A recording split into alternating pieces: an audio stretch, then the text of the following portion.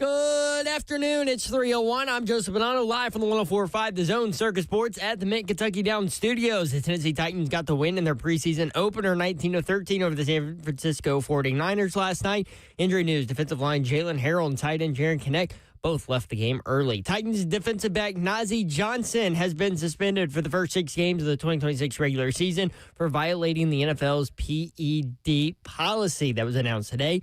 In NFL news, Falcons defensive end James Pierce Jr. was suspended for 8 regular season games for violating the NFL's personal conduct policy after he was arrested back in February following a domestic dispute involving his ex-girlfriend, Rakia Jackson. Falcons will now be without both their 2025 first-rounders to start the season.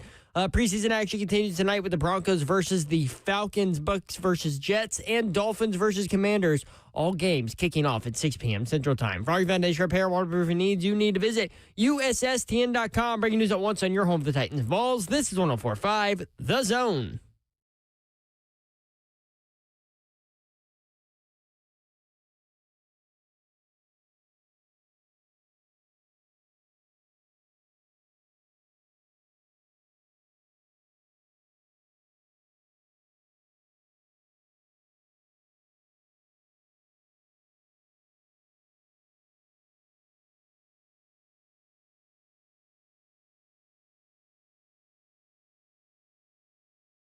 Win. 3HL 104.5 The Zone Friday edition. Brent Doherty with you on a beautiful day in the Music City. Hot, hot, hot, hot, hot. Babsy is here, y'all. What up? Happy Babsy's Friday, here. y'all. It's Friday. It's Friday. What is it, Slay? Twitch Friday. There we he is. go. He's Talk Ron to us, Slay. I'm Talk in the to us. building. I'm in the building. I need some positivity, Slay. Yeah. I'm in the building. There was good, bad, ugly, indifferent, boring, exciting, like preseason game. I do have a question, though. Had they pulled the first-string offense after that 95-yard drive, how different would the narrative be today?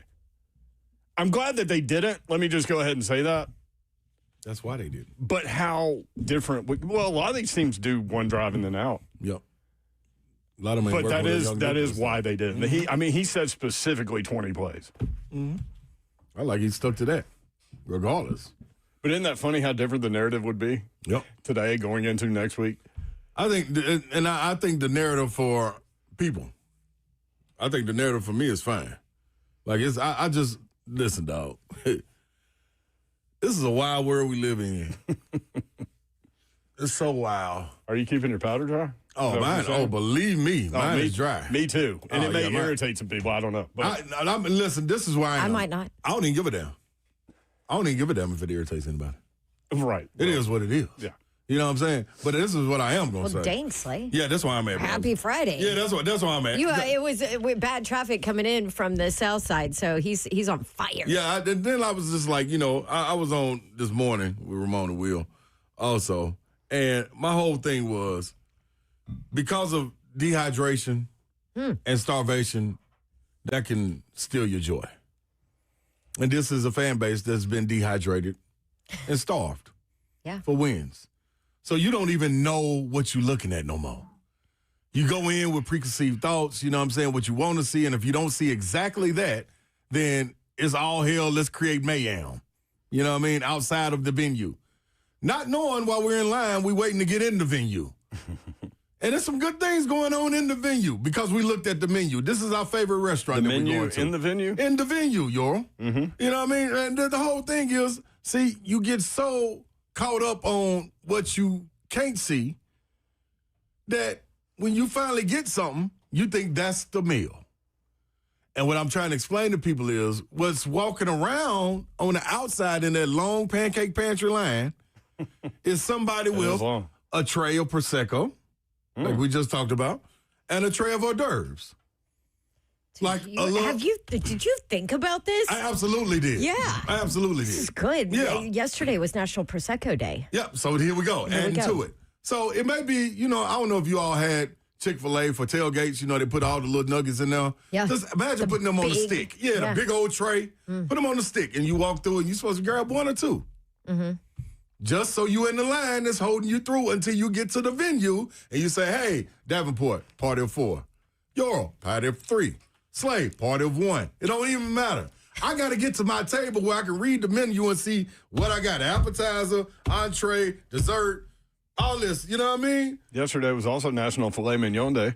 See what I'm saying? You ain't even going to get to that. Because when you go through the line and they give you, hey, take one. What they doing is somebody's stealing the tray and running off into the distance with, yeah, we got it. I got it. I know what it is. And they eating it. And they done got so full. And everybody in line looking at them like, what's wrong with them? They're starving. You're talking about the Titans fans. Yes, they're starving. So they don't really know what you're looking for. So it's okay to understand that what's inside is for you. That's the season. You ain't made it to the season.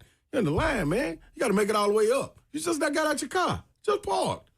You about to run off and get so full, by the time you get your food, you don't even want it.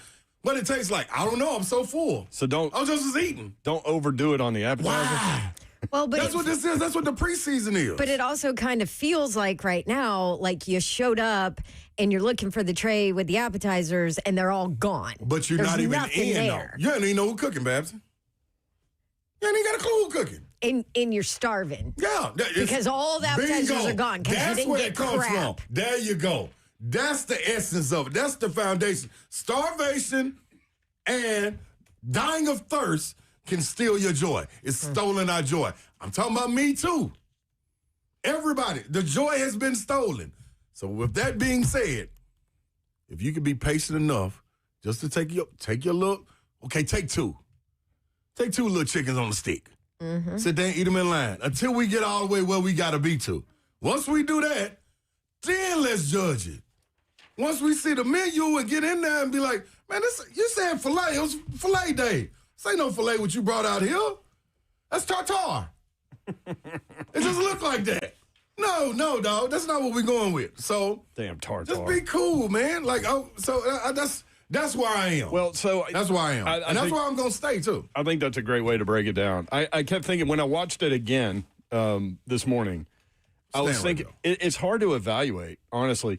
I think you can evaluate certain players that did really well or didn't. Absolutely. Like, now we know why Carmona started at right guard. They wanted to take a long look at him, and for good reason. And it looked pretty damn good. And then Volson got in there and got literally thrown into Will Levis. Yeah. And I'm like, okay. That did not look good. Okay. No. Okay, that's something. Okay, Carmona. Welcome to the bigs, baby. There's hope. There's hope there. So I think that one's a safe one to take away from last night, that dude can go. Now, rookie, right? Yep. Ups and downs, all those things. But that first play where Pollard went 12 yards. Yeah. And they combo blocked him and Latham, who was a beast last night. That's another one. But they combo blocked, and then Carmona peels off to go get a linebacker, and boom, 12 yards. I was like, wow, dude, where did that come from? And then the 49ers, a couple plays later, had a game going with the end going inside and the tackle going outside, and they passed it off perfectly, the two of them. So that was one thing. Tajay Spears running the football. The Titans running the football. Take Titans away what running you the did. football as a whole What you went in wanting should to make see. you happy. Let's address that first. I wanted to see she said it a couple days, like quick wide drive, receivers. quick start. Yep. No, but I'm saying they did yesterday that. what we said we wanted to see. Oh, I was talking about James Williams, who really showed up. Oh, 53. Well, mine was a disaster. The receivers? Cam and Carnell. That's what I wanted to yeah, that see. was- yeah. Well, guess what? Yep. Wah, wah, So that's what I'm saying. If it's preseason, just like when we go to practice, Coach Mack used to say, when I was sitting in the back of the end zone my first time going to practice, you told me, Babsy, I learned by standing by Coach Mack. So I went to practice the first day, still by Coach Mack, and Coach Mack said, Slay, what you looking at? I said, man, I like the end right here. I like the tackle. I like the end, how he trying to come off. I like the linebacker. I like what the receivers doing with the cornerbacks. He said, Slay, shut up. How are you going to take all of that in? Come out here, watch one thing, Yep. get that, then move on to the next. There's no way you can watch the entire. He had a word for it. I forgot what it was called.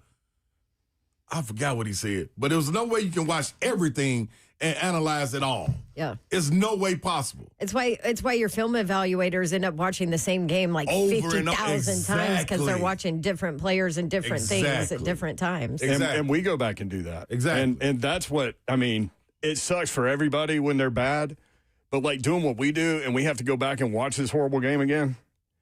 Because here's why I watch it more than once. So last night I'm watching the ball. I'm watching from a fan perspective, all those things. But then when you go back and watch it, I know y'all did too, you go back and watch it again, then you can key in on some other things and maybe just watch the trenches or whatever. Yeah. That's why I was. So the things I wanted to see them fast and violent. Both lines of scrimmages. Saw that. I'm okay with that. I told Babsy. I could use a little bit more. I told Babsy if this first string defense don't let them get in the box in the first quarter, I'm cool. And what happened? Yeah. They didn't get in the box. Ben, don't break. They didn't get in the box. They didn't score. I'm cool. I think if that team continues playing, some point it's going to be a turnover. It's going to be something. Big Jeff going to be Big Jeff at some point. I don't care what else going on. That is the design of the defense. That was when you're just rushing four primarily, they did a couple of things, but when you're just rushing four primarily and dropping back in zone, you're trying to keep everything And in they front of you. learning. The linebacker, Cedric Gray, he was in that backfield where they did a play action. I forgot who it was to, but he stepped all the way to the line, and where he was supposed to be, that's where they threw the pass. And he tried to get out. He couldn't get out in time. So they learning that part. We already talked about, like, the offense. I wanted to see them be fast and violent. What they do? 95 yards, fast and violent. I'm cool with it. The other one was the secondary. I wanted to see the secondary. Boo-boo. 2 for 3. I take it. Now let's get back to the drawing board. Yeah. You know what I'm saying? Like, that's what I'm saying, man. Stribling did what Stribling did all week that we heard about. We talked about him with Coach He's Fell. legit. We talked about it too. with Ramon when he came on. legit, yeah. Is it true what we hearing about Stribling? Did he have a day every single like that? Was it like that? He said absolutely. He said absolutely. I said, now, as a corner, the reason I want to watch these corners, because I want to see the get back. Because it's out there that he was dealing. What you gonna do when the lights get bright? He went out there and did it again. Now we got something to talk about. Let's focus on that. You feel? That's what I'm saying. Ain't no way we watch. Come on, man. People wild out here, man. I'm telling y'all, boy. Hey, y'all wild. I'm ready to break it down. Let's get to it. I've stayed away from social media today just because of that. I ain't been on it either. But I just know I've been listening to the show. And, man, salute to Buck, who I thought, man, when Negative Nancy was invented and it was a picture by Negative Nancy in the book, it was Buck's picture with a wig, and it wasn't Buck today. I heard him. I was like, whoa. He's talking about the progressions. Yeah. He was like this. So he said, what did you think? What did you think about when you saw this? He said, I thought it was Cam in the spring. And you know what happened after that? He got better each practice after that. I couldn't believe it. I couldn't believe Buck said that. Couldn't believe it.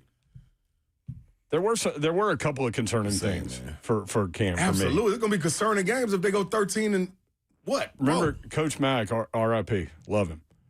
Remember early last season, he was talking about Cam, you cannot escape through the back of the pocket.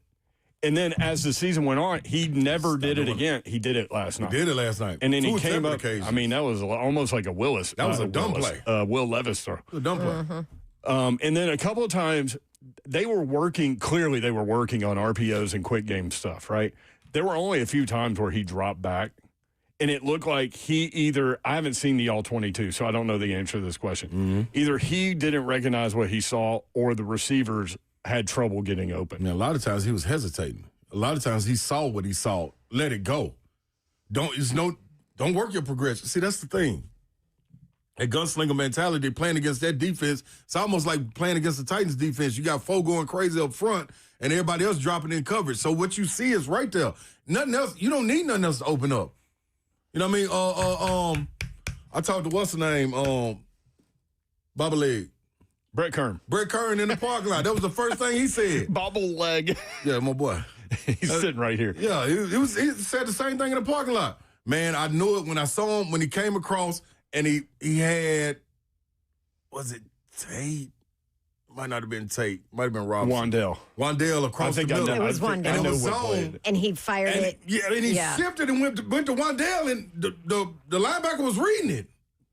Like, Oh, no, those the plays. that was a different play. Yeah. Those the plays, though. You know what I'm saying? So it's like, dude, see what you got and take it.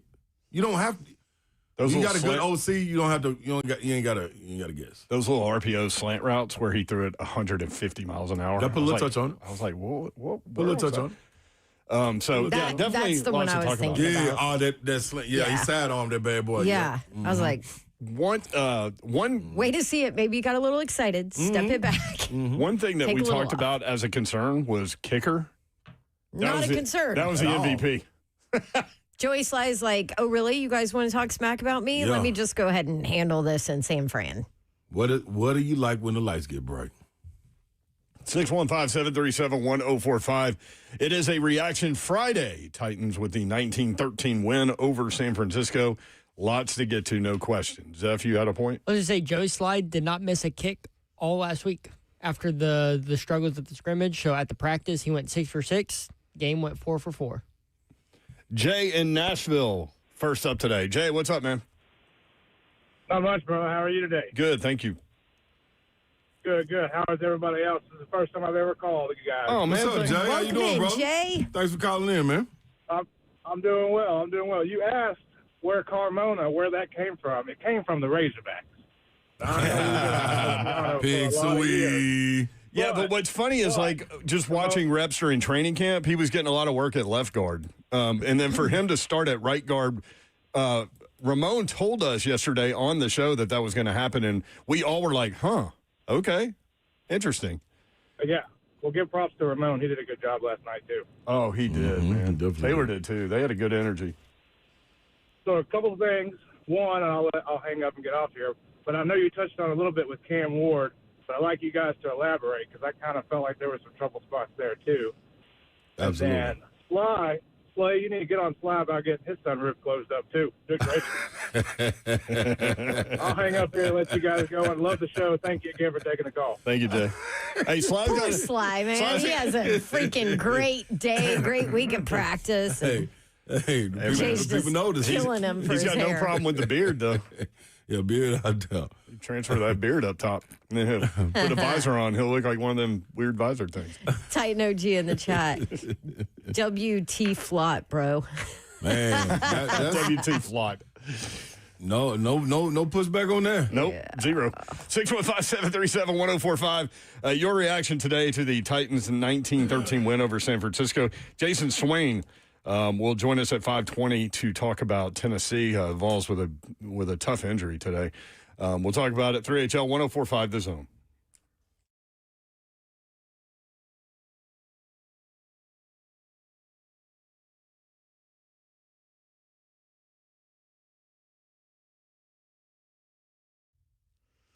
Pella Windows and Doors of Nashville. Sometimes it's time to upgrade those things in your home that, just aren't sexy. Like, I want a new kitchen and new cabinets and all of that. But we had to fix our windows first because they were old. They were not holding our air in. There were little bugs crawling in. And so we called Pella Windows and Doors of Nashville. And they did a phenomenal job. I've loved the experience, and you might be surprised to learn how affordable replacement windows can be from Pella Windows and Doors of Nashville. Affordable, and of course, the best quality out there. Pella was voted #1 by Nashville homeowners as the leading window brand in Nashville, and that is based on this sitting survey of leading window brands among homeowners. And on top of that, they've got the staff to take care of you in place. I can attest they do, and I absolutely adore their staff. They're good people. I love a good deal. My friends at Pella love a good deal, and I'm giving you a good deal right now. The Dawn deal for the month of August. Buy 3, get 1 free on windows, and no payments, no interest for 12 full months. All you have to do is schedule your free consultation. They'll come to you. Check out the Dawn deal and do it all at PellaNashville.com. Circusports.com. That's the website. Circus Sports at the Mint at Kentucky Downs.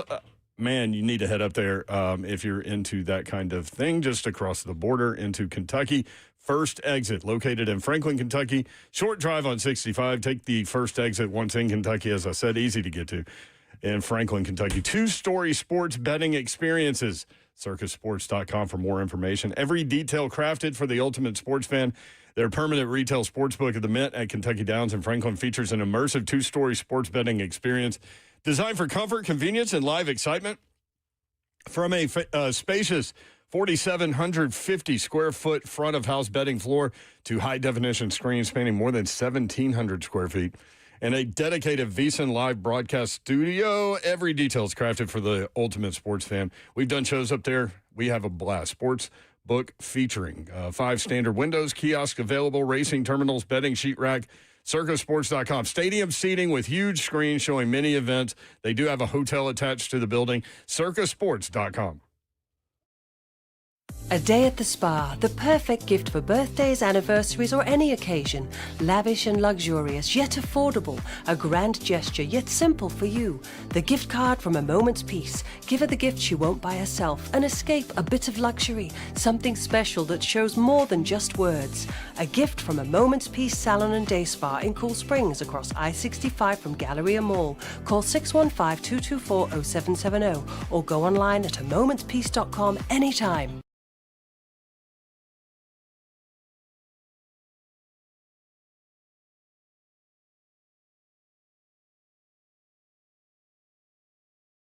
What's happening? What's happening, good people? Let me go on and tell you while you're walking into your weekend what you need to be looking for. That is a truck. Yeah, Mid-10 Ford, they got you covered. They're going to take care of you. All you got to do is slide in there and let them know, hey, man, Big Slay told me.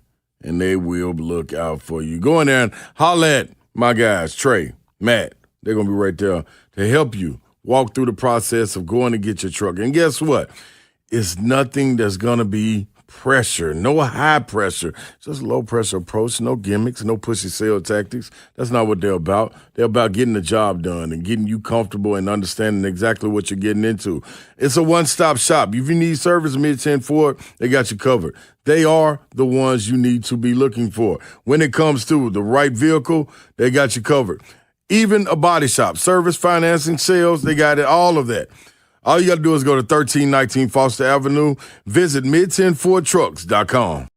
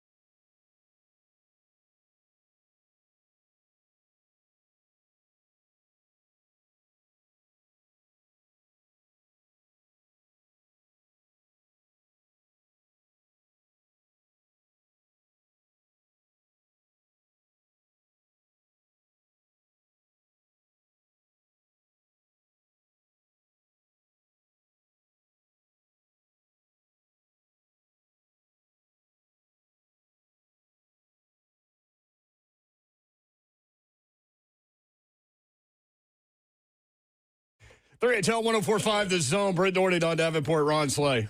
Yeah. Much respect, our rookie 18, for listening to us and just going on and on in the chat about how we're whining about a preseason game. Oh, I took it as our rookie 18 was hitting other people in the that's got chat. to be what he's talking about. I didn't think he was talking about No, us. because, he was. He responded to me. He's like, I'm just tired of listening to it all day. Everybody just whining and blah, blah, blah. And Fernando Mendoza is going to be the best quarterback in the history of quarterbacks, and Cam Ward's career is over. I'm like, I actually don't even, dude, I haven't even gotten started yet. Just wait. I'm like, I don't think either one of y'all whined at all. It's evaluation. I'm not going to whine. I'm just going to keep it real. I like it, Babs. Let me sip my coffee. I'm sorry. Let me sip my latte. I do think it's funny that, and I'm glad that they went three drives, but had they done the one drive for the Everyone would first be string, like, Cam's the man. the whole narrative today would be different. Even So though different. it's the same, to Slay's point, even though it's the same situation and they're in the same position. Now, the coaches want those mistakes on those next two drives because they want to be able to flush it out on tape and go through it and all those things. We just talked about it all week. But in terms of individual people that stood out in that game to me,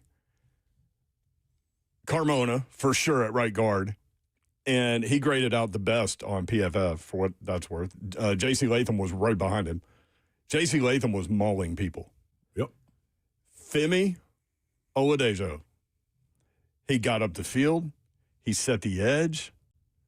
He stayed at home and got a tackle for a loss. Dude was out there around the ball at all times. Yep.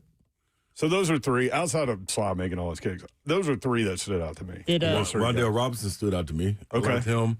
We just talked about when Babs said she was going to watch the receivers. I thought he did a terrific job blocking.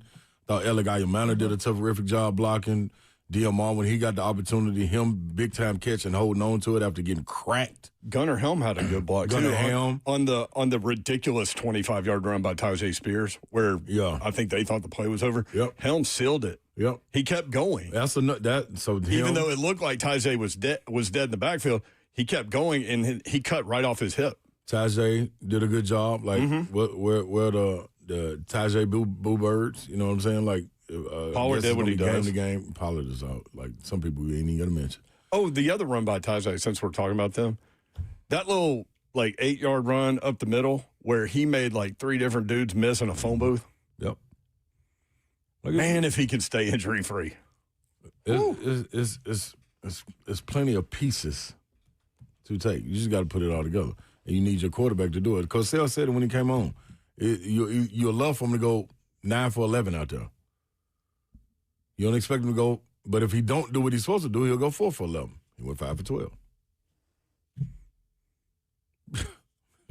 Also, he missed a couple of slants where if he just takes some heat off it. Yeah. The little flare pass out to the left. So y'all nervous about this thing? Me? No. Babs? Nervous is an interesting I haven't word. changed my opinion about him. I'm concerned about a couple of the things that I saw with Cam Ward, but they'll flush it out. It's not for me to do. I haven't changed my opinion, but I'm a little I think it's fair to say that I was shocked by the last 2 drives out of Cam Ward. It is fair for me to say that I was absolutely shocked. And I'm a little worried about it. I think that's fair. I'm a little worried about it. And do you know why? But this is why I'm worried. It's 10 plays, 15 yards. Yeah. Those last 2 drives. And the reason I'm worried is because, well, for one, I found myself holding my breath in not a good way when the play broke down. Yeah. I wasn't oh, here he goes. Let's see what he could do. Play breaks down, whatever. No, I was oh, gosh. What is he going to do? It was almost like a Will Levis feeling kind of thing. So that bothered me. And then I know some people say accuracy or whatever, but honestly, the routine throws, I felt like they did a lot of quick, you get it? I think so. It's a little gnat. It keeps bugging me. Yeah.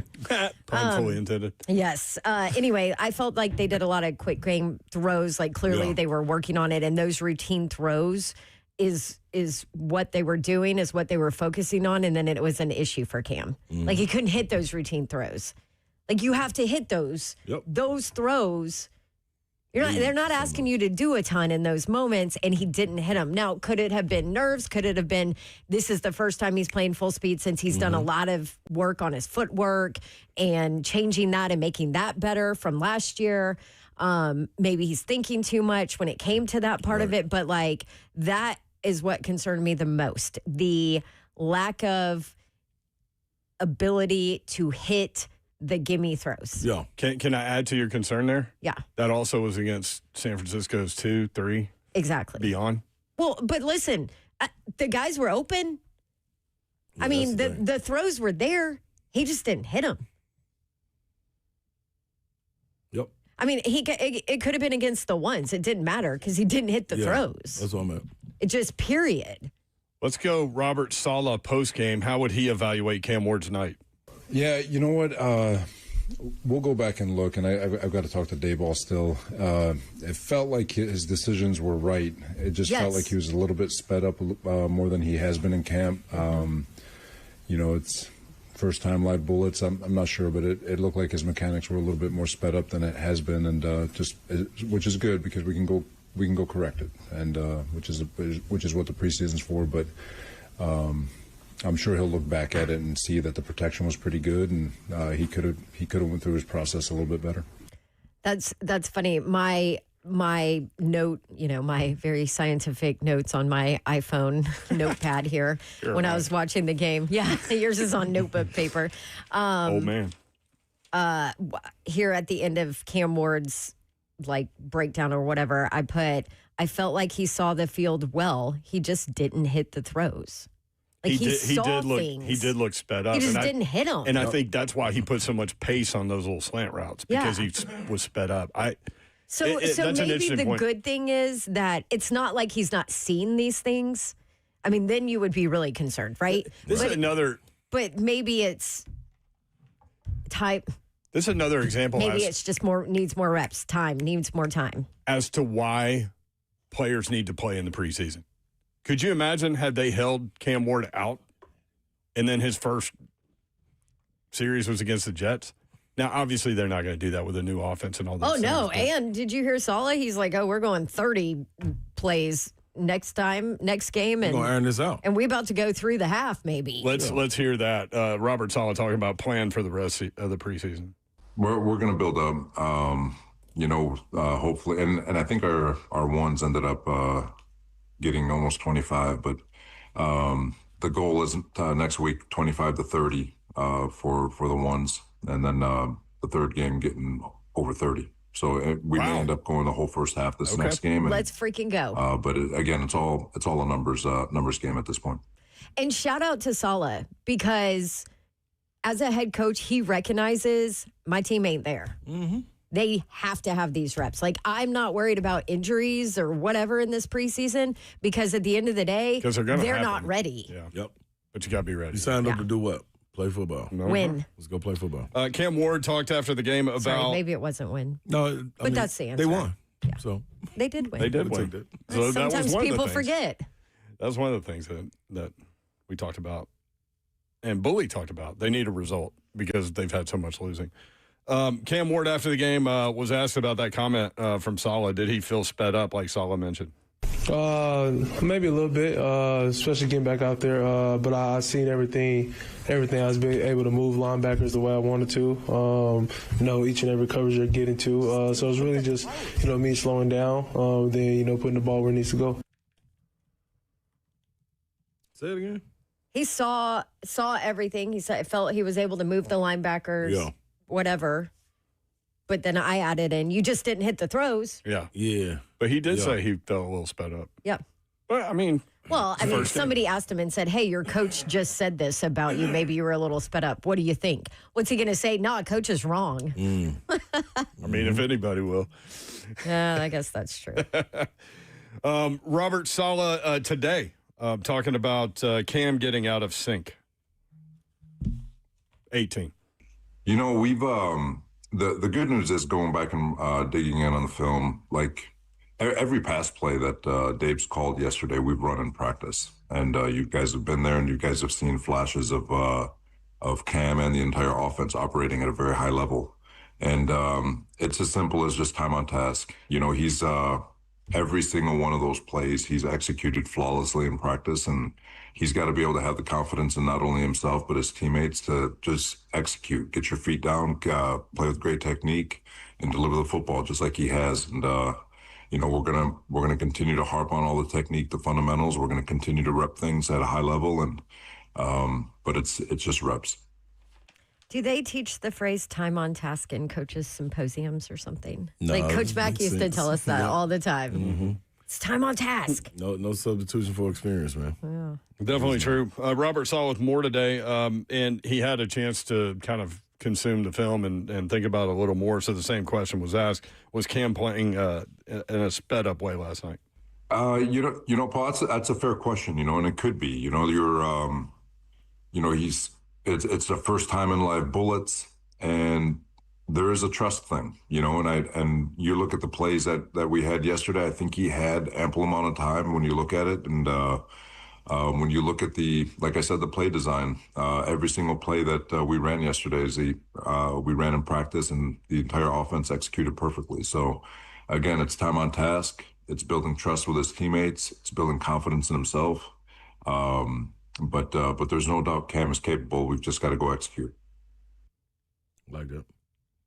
I think the question for that one specifically was, did last year's kind of, I guess, the beating that he took last year, did that kind of play into his first reps in, you know, a live game, go towards him being a little bit more sped up than they anticipated? Good question about PK there. Cut number 28 on Cam missing layups last night, Robert Saleh. You know, the good thing, you know, I'm encouraged, and you guys have asked me before, like, what's success for Cam? And the reality is Cam still made great decisions. I think the one decision he missed on was trying to throw to Carnell in the end zone when it was a handoff read. Otherwise, you know, when it came to his drop back pass game and all the other RPOs or quick game, he was making the right decisions. And he was throwing the ball where it needed to be thrown. But again, it comes back to time on task, trust in yourself, trust in your teammates, play within the rhythm of the play, and get your feet in the ground and then throw an accurate football. It's that simple, and it sounds simple, but at the same time, we've got to be able to go do it and take it from practice to the game. That specific play, I actually felt that in real time, that it was supposed to be a run, and he was trying to force one to Carnell Tate, yeah. Yeah. It's that simple. It's so simple. It's that hard. Which I get it. It's that hard. It's hard to keep what's simple because you feel you can do more. But it's not more needed, if that makes any sense. Like, just, you feel what my brain is like, you know, wrapped you understand what I'm saying? Like, it's like, I understand what you're saying, but like kind of. The easy technical part of the game, if everybody does that, then it's fine. The problem is when you want to go outside of that realm and say, okay, let me try this because that's so easy. So I have a saying, like when we work out, I know Savage do it too, if it's boring, it's working. If it's boring, it's working. Yeah. If you see guys that go into the gym, and I use the basketball reference, you go into the gym and you shoot 200 shots from one spot over and over and over and over and over. That may seem boring, but the efficiency of it is working.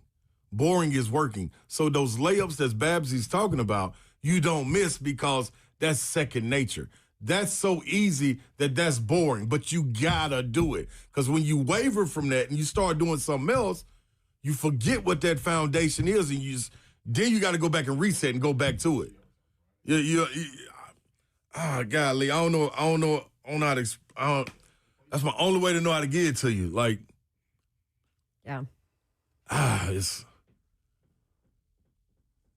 I do like the boring I'm telling you, That's definitely true. Mm-hmm. I've heard that exact thing When you see explained different people- ways from time to time. Yeah, like when you see Mahomes, what he does, and he goes off kilter and goes off platform and starts doing his thing, it's because he can do what he does on the platform.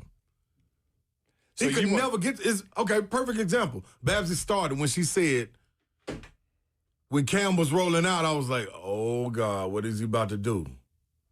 Because we ain't seen him right there in the pocket do what he's supposed to do. If you were comfortable with that, you say, that right there is nothing there because I know he'd take that. Because that's the easiest part of the game. I know he'd sit right there in the pocket and hit it. If he's coming out of the pocket, that means, okay, it's nothing there because 8 times out of 10, he's finding his guy sitting in the pocket. He's trying to extend it by going out. Now it's like, oh, hell, now let's watch what he's going to do because he escaped from his comfort zone. Now he got to go get busy. That's the way. That's the only way I can. That's the only way I can say it.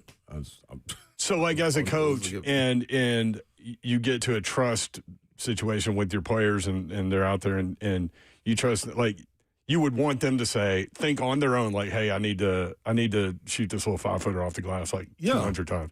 But you walk in and everybody's shooting damn half-court shots. Yeah, and it's the same. Yeah, it's the same thing with Solomon when he just said that play was supposed to be a run. I know I can was wrong. I can I can close my eyes and call the play and know he's gonna do exactly what it do. Turn my back, walk away, put my hands up in the air. I know it's gonna work because I know he's doing it.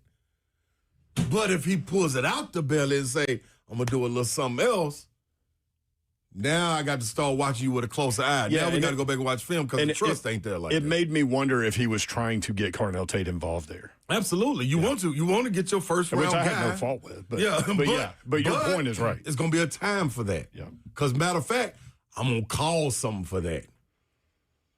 You know what I mean? I'm going to call something for that to get him involved. Don't you worry about it. It's going to be time where I say, hey, this is script. What you think about the script? Instead of saying, hey, this is the script. Let's stick to the script. Yeah. And run would have made sense there. You know what I mean? Because at that point, the right side of the offensive line was mauling people. Can't rush it, man. If it's born, it's working. You think if we would have won this game, how often you think they would have not ran the ball? It would have been a heavy dosage of Tony Pollard and Tajay Spears until they get to the point where the 49ers are beating their head against the wall. Now we got to go play action.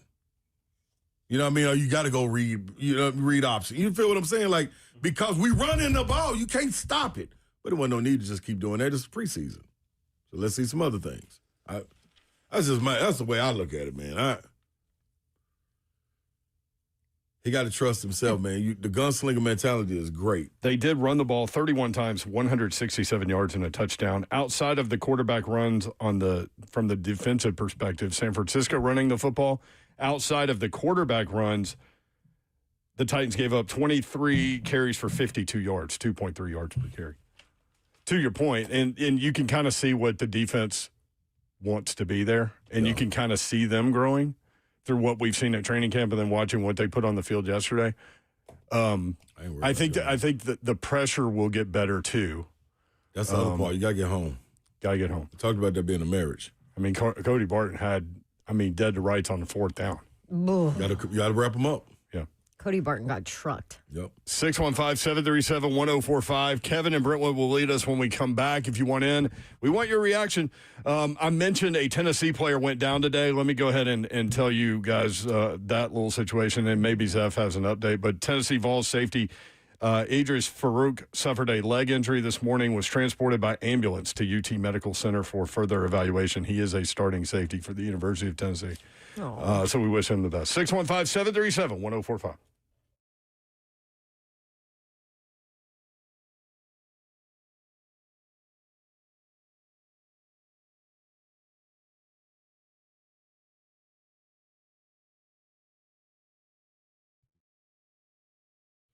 What's happening, good people? Big Slade coming to you, and I got to tell you about the High School Power Hour. It's sponsored by Gateway Tire, bringing it to you live and direct with 10 Middle Tennessee locations, just a short drive for a smoother ride.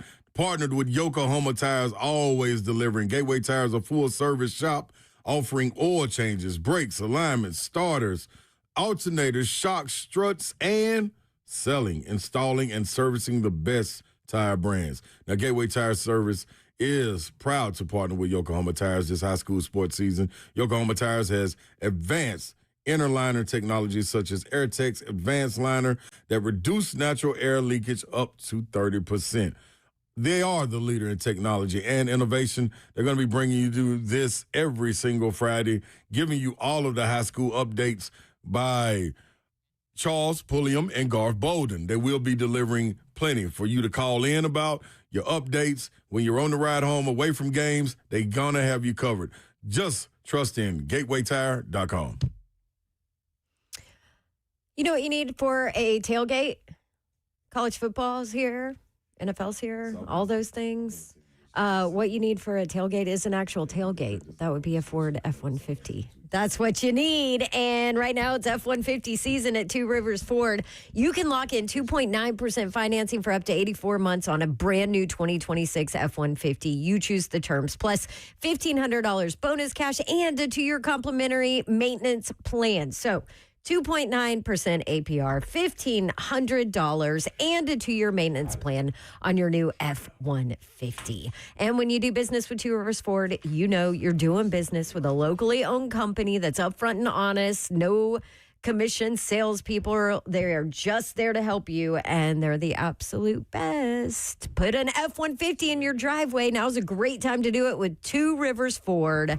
Family owned for 3 generations. Two Rivers Ford is the South's most trusted Ford dealer.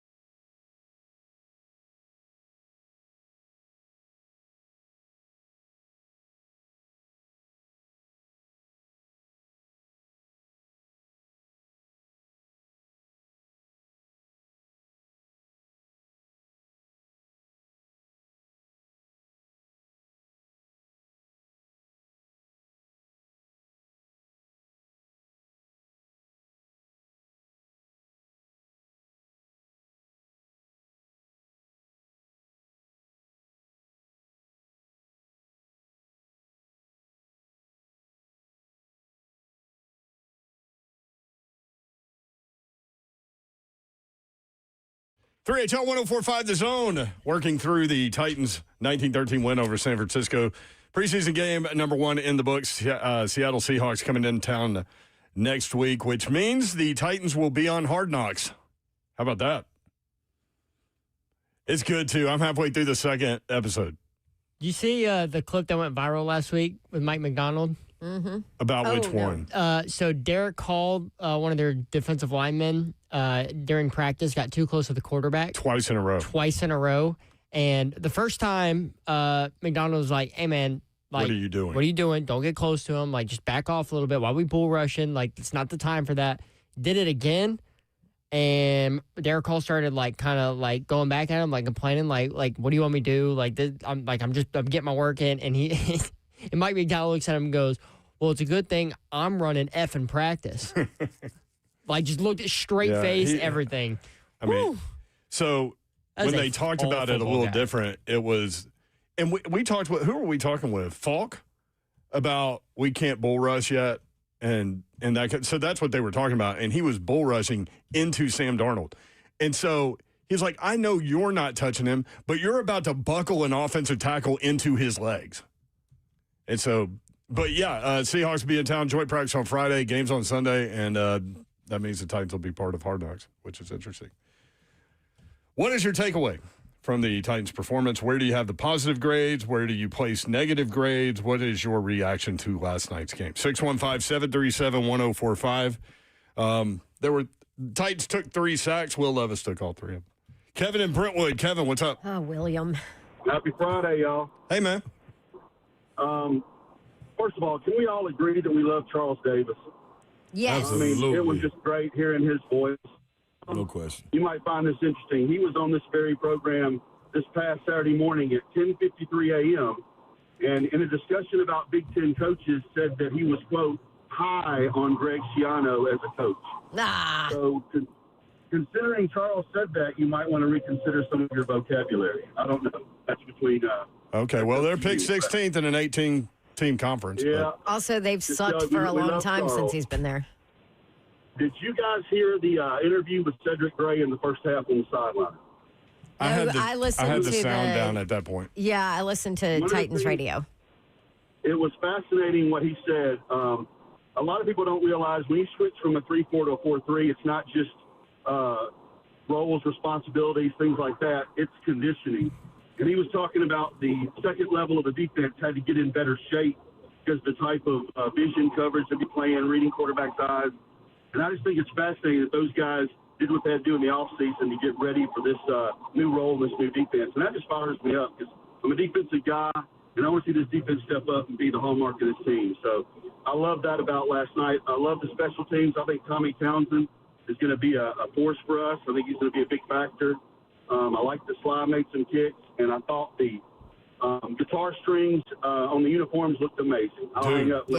We haven't hit that yet, Kevin. Thank you, Thanks, man. Appreciate Kevin. it. Those uniforms look like the best in the NFL to me. I mean, They that was fire. popped. Yes. That helmet, Oh, they popped. not that any of that really matters, but look good, play good. Well, hell yeah, it matters. I love uniforms, though. They were beautiful. Yeah. I know I shouldn't use beautiful when talking about football, but it was beautiful. It was a beautiful thing. I love them. Titans I quarterbacks love yesterday. that color so much. I see. 12 of 26, 112 yards. Listen, I'm getting positive. I like you, Babsy.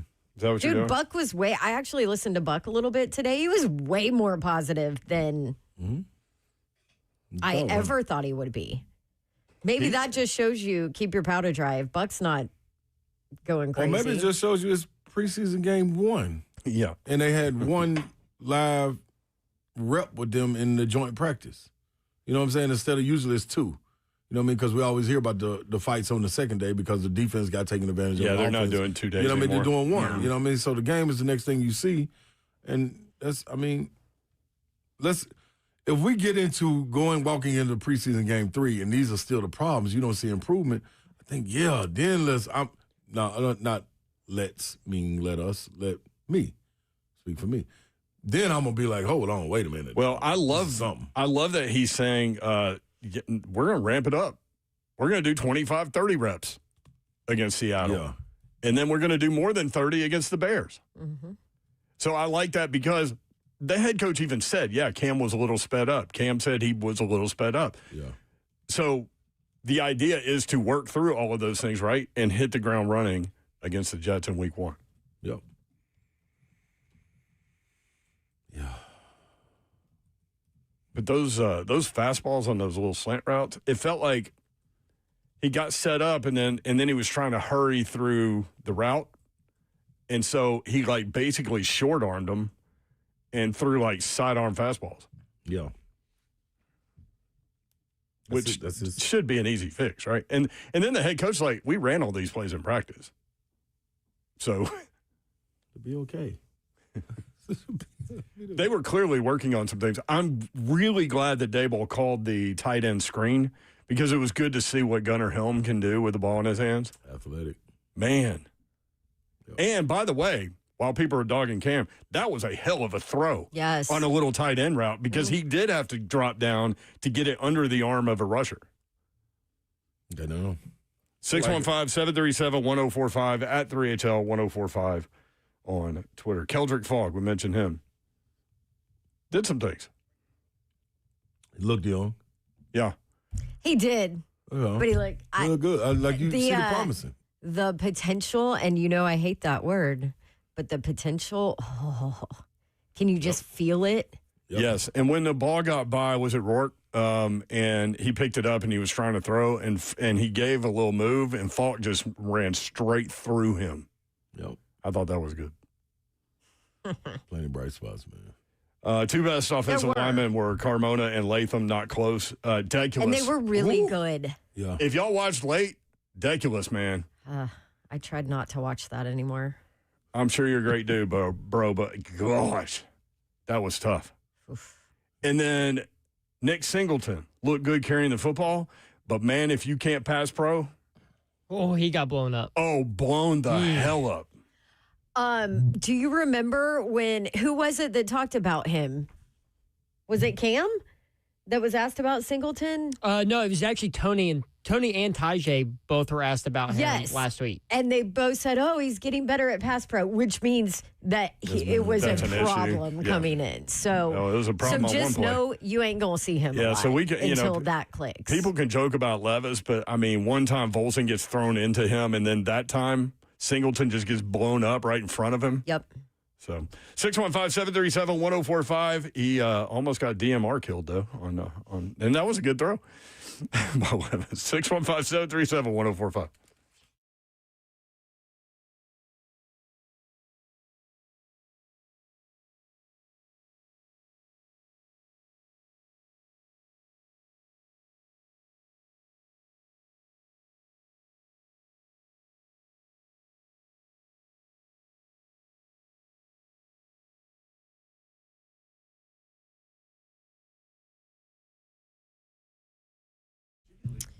All right. If you have any gift giving that you need to do coming up, I have the perfect gift for you to give anybody because everybody loves a spa day. Everybody loves a spa gift, and everybody loves a Moment's Peace salon and day spa in Cool Springs, the absolute best. I actually have a gift card there, and I can't wait to schedule and go utilize it because they have everything there. Massages, manicures, pedicures, sunless tanning, waxing. They do spa parties. They have skincare, facials. My favorite is the Hydra hair salon. They do colors, cuts, all the things. And they do makeup there too. Or somebody might just go in their shop and say, hey, I just want to buy something in this shop with my gift card. And they have the cutest things. So if you want to be the all-star gift giver, A Moment's Peace is what you need to do. Gift card to A Moment's Peace. Easy to do it online, amomentspeace.com. Gift cards available 24/7. You can always stop by for personal service in Cool Springs, intersection of Carruthers Parkway and Bakersbridge Avenue, or give them a call, 615-224-0770, A Moment's Peace Salon and Day Spa. Go up to Dodge Chrysler Jeep Ram. That is your go-to. Car, truck, SUV, Jeep, whatever you're looking for. Daniel Gupton and his crew are ready to help you out in Springfield, Tennessee. They've got the new location. It's brand new, bigger, better. Gupton Motors location just up the street from the former location. They are now open right up the road. 30 minutes from downtown Nashville. Best vehicle buying experience I think you will have ever had. Just check them out. Maybe you've been thinking about getting it done. Now's the time. Great weekend. It's going to be hot. Go get you a new ride, man. And they can help you with that. GuptonMotors.com is the website. All the dealership information is there. Address, phone number, how to get in touch with them, how to find them right there. The inventory, new and pre-owned, right there. GuptonMotors.com. All the deals they have going on in the month of August at GuptonMotors.com. Some of those deals include Ram Truck continuing 15% off MSRP on select inventory. Jeep continuing up to 15% off MSRP on the 2026 Wrangler 4-door. Dodge continuing up to $5,500 power dollar retail cash on 2026 Charger Ice. Chrysler continuing $2,000 retail cash enhancement on the 2026 Pacifica and $1,000 retail bonus cash on 2027 Pacifica Limited Pinnacle. Check out GuptonMotors.com. Check out Gupton. Daniel Gupton and his crew ready to help you out. Experience the difference at Gupton Motors in Springfield. For the best buying experience, you got to go to Gupton.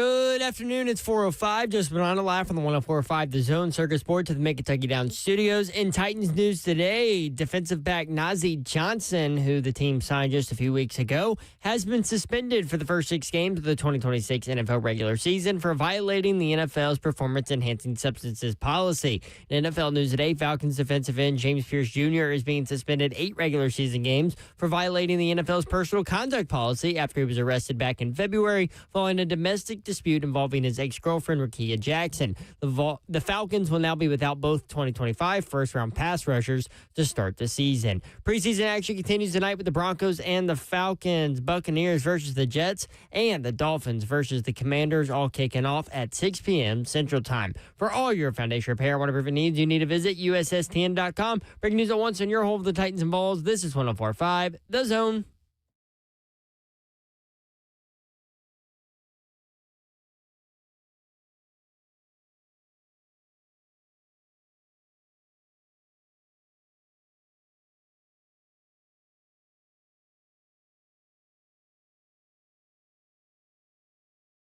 HL 104.5 The Zone. Britt Norton with you on a beautiful day in the Music City. Hope you're having a great Friday. Stay cool, y'all. Hydration. No, it's so hot out there, your Salivation. Your eyes, my eyes, it hurt not to have my eyes closed. Detonation. It hurts to have your eyes closed? Open. Oh, like open. I want them closed. Like it's burning. It's so hot. My eyes, like when I got to see, it hurts to look. My eyes are hot. Are you on Sudafed again? A little bit. That explains a lot. But guess what, though? My eyes I'm feeling better. My eyes hurt too, though. It's hot as Hades It's out burning there. your eyes. Burns. It burns. See? Burns your feet. The Everything. ground is Did hot. y'all fly to Dubai and watch the eclipse or something? Like that supposedly burns your retina. If you go out there on a break, y'all, and look with your eyes open. It's true. I took a 20-minute walk here. Boy, you want to talk about back sweat? Man, I'm telling you, your eyes should have been burning. You need glasses on. I had sunglasses on. See, that's the only thing gonna help. That's what saved me? Yeah, unless Babs has a conspircy theory she'd pass along to us that sunglasses going to kill you. Stop. I wish she'd stop. I love. Slade just ignores my conspirry don't theories even I read them, said do you? now. He Oh, doesn't. man. No, he reads them. He's not going to tell me he reads them. He reads them. I'm like, come on, Babsy, man. Like, no, I want to wear glasses. I was looking at my reel, and there was a 615 nav or something. Somebody was driving in Nashville, and a snake came Oh, yeah. out of their engine and down their hood while they were driving, It's too hot for that. and then dropped off into the grass. Mm-hmm. And I sent that to Babs, and I go, this is what you've done to me. Now I get all this. See, no. Like, I can't do life like that, y'all. Can't do it. It's too much going on for me to be out to worry about the little animals. You would have had so much fun when we were worried about 7 seconds of no gravity. Oh, man. That was a hell of a show. 7 seconds, no gravity. Yeah. It was a internet conspiracy, apparently. But that's what we NASA have- said. We have But really NASA had to address it. we have really intelligent listeners that are like physicists and stuff. They walked y'all through it. Yeah. Yeah. Like this, literally, this is what would happen. Zeph goes, you know how fast the earth is moving? I go, no, why would I? I mean, I see it. It's right there. There's Division Street. Yeah, ain't nobody moving but the cars, though. How fast is it, Zeph? A little over 1,000 miles an hour. That's a lie. It's definitely not a lie. That's definitely a lie. Go That's ask a conspiracy. physicist. I don't need to ask them. So then some guy called in. He was like, well, if the earth was flat, 7 seconds of no gravity really wouldn't mean anything. Yeah, because we just keep on going where we're going. That was a hell of a show. I told Babs after the show, I was like, when you're not here, it's late to do a show. This is what it was. But you just put your foot on the accelerator. Oh, that I day. was all in on that Like one. when you do it, Babs. Doesn't happen very often. Did we initiate Babs' opener? What a Nope. weird way to present that. Initiate me. What is this, a fraternity? It is Rush Week Initiate me. or whatever. Oh my God, y'all, the Rush videos. Also, can I say this real quick? Yeah, get the 'em. dorm rooms that these kids have now Spectacular. are freaking nicer than my house. No, do you see what they're doing? It's absurd. They're hiring like people who specialize in decorating dorm rooms, Like thousands of dollars. interior That's not all designers. they're doing. That's not all they're doing. Watch this. There are businesses out there, and parents hire them. They are rush consultants. Oh my gosh, I hate. And I hate our based world. on whatever level of school, they make $12,000 to $20,000 consulting young ladies on how to go through rush properly. Ugh, vomit. There's some weird ways to make money out there. It's like me and I you mean, can start there's a that market. business. I mean, these dorm rooms are just like blowing my mind. Do you know where I lived my freshman year? It was called the CDV. Any of my old school Auburn folks would know it. You wouldn't know it now because they tore it down because it was that big of a dump. Yeah. I mean, we are talking the oldest wood furniture ever in that place. Just passed We down. went to like a rug place and found like a scrap of a rug to put down as our Tried to carpet. girly that it was up a little bit. cheap. We got like a pretty color. That was the only thing basically. Now they're doing like drapes and gold mirrors and couches and all this stuff. I'm like, you know what couch we had in my room? It was my dirty clothes pile. That's where everybody could sit because it was stacked so high right by the bed. There's your chair there on the dirty clothes pile. So basically, nothing's changed. I like that. The only thing I look at when I see these like extravagant dorm rooms is that's going to be hell to move out Oh, at the end of the year. you Well, know what? also, You know like- what? That girl is going to be hell to marry one day because that's what she Well, expects. it reshapes expectation of life. Like, Whoa. you know what I mean? right? So do they still do the bottles as collections, as trophies? I don't know. I don't know. Like, that was my like decoration. alcohol bottles? no, this would not. This would not. That's boys. This would not Oh, yeah, fit okay. in these That dorm would rooms. Clay. certainly not. Well, unless it was like a bottle of Camus or Oh yeah. Ooh. super expensive Yeah, Prosecco or that, something. That would not fit in these dorm. Like these dorm rooms are like They're nuts. Yeah. like mini mansions. When I It's say ridiculous. nicer than my house decor, like it's not even close. Dude, I went to Walmart. Tupac poster, TV, Yeah. PlayStation, Hey, you had a TV. That was way more than we had. and a rigged up stereo. I had the Jordan from the free throw line poster. Actually, no. you know what I had? God, I hate that I'm saying this because I'm Tupac. aging myself. I had the little tiny white TV with that the VCR had in the it? VCR attached to it, and that was the coolest thing back then. See, I had the big one with the big black one with With the VCR. Yeah, yeah. We would stay up all night downloading music on Napster. Man, My, that LimeWire. my first dorm TV. Then LimeWire. My very first dorm TV was a black and white TV. Okay. No lie. Damn, yo. Okay, Yorl's way older than us. What No, they had color TVs. Oh, okay. I had no money. Oh, okay. Yeah. Dang, yo. what I brought that one Yeah, from one home. I station. think it was my mom's when she was in college. Maybe two what stations. freshman Oh, that's dorms good. did you guys have at Tennessee? I was in Reese Hall, which later became female dorm, which is now being torn down, I was told. Was Andy Hope freshman? No, that's apartments. Apartment. Oh, darn. I did live there my third darn. through however many years I went. Andy Holt Tower? That's now offices.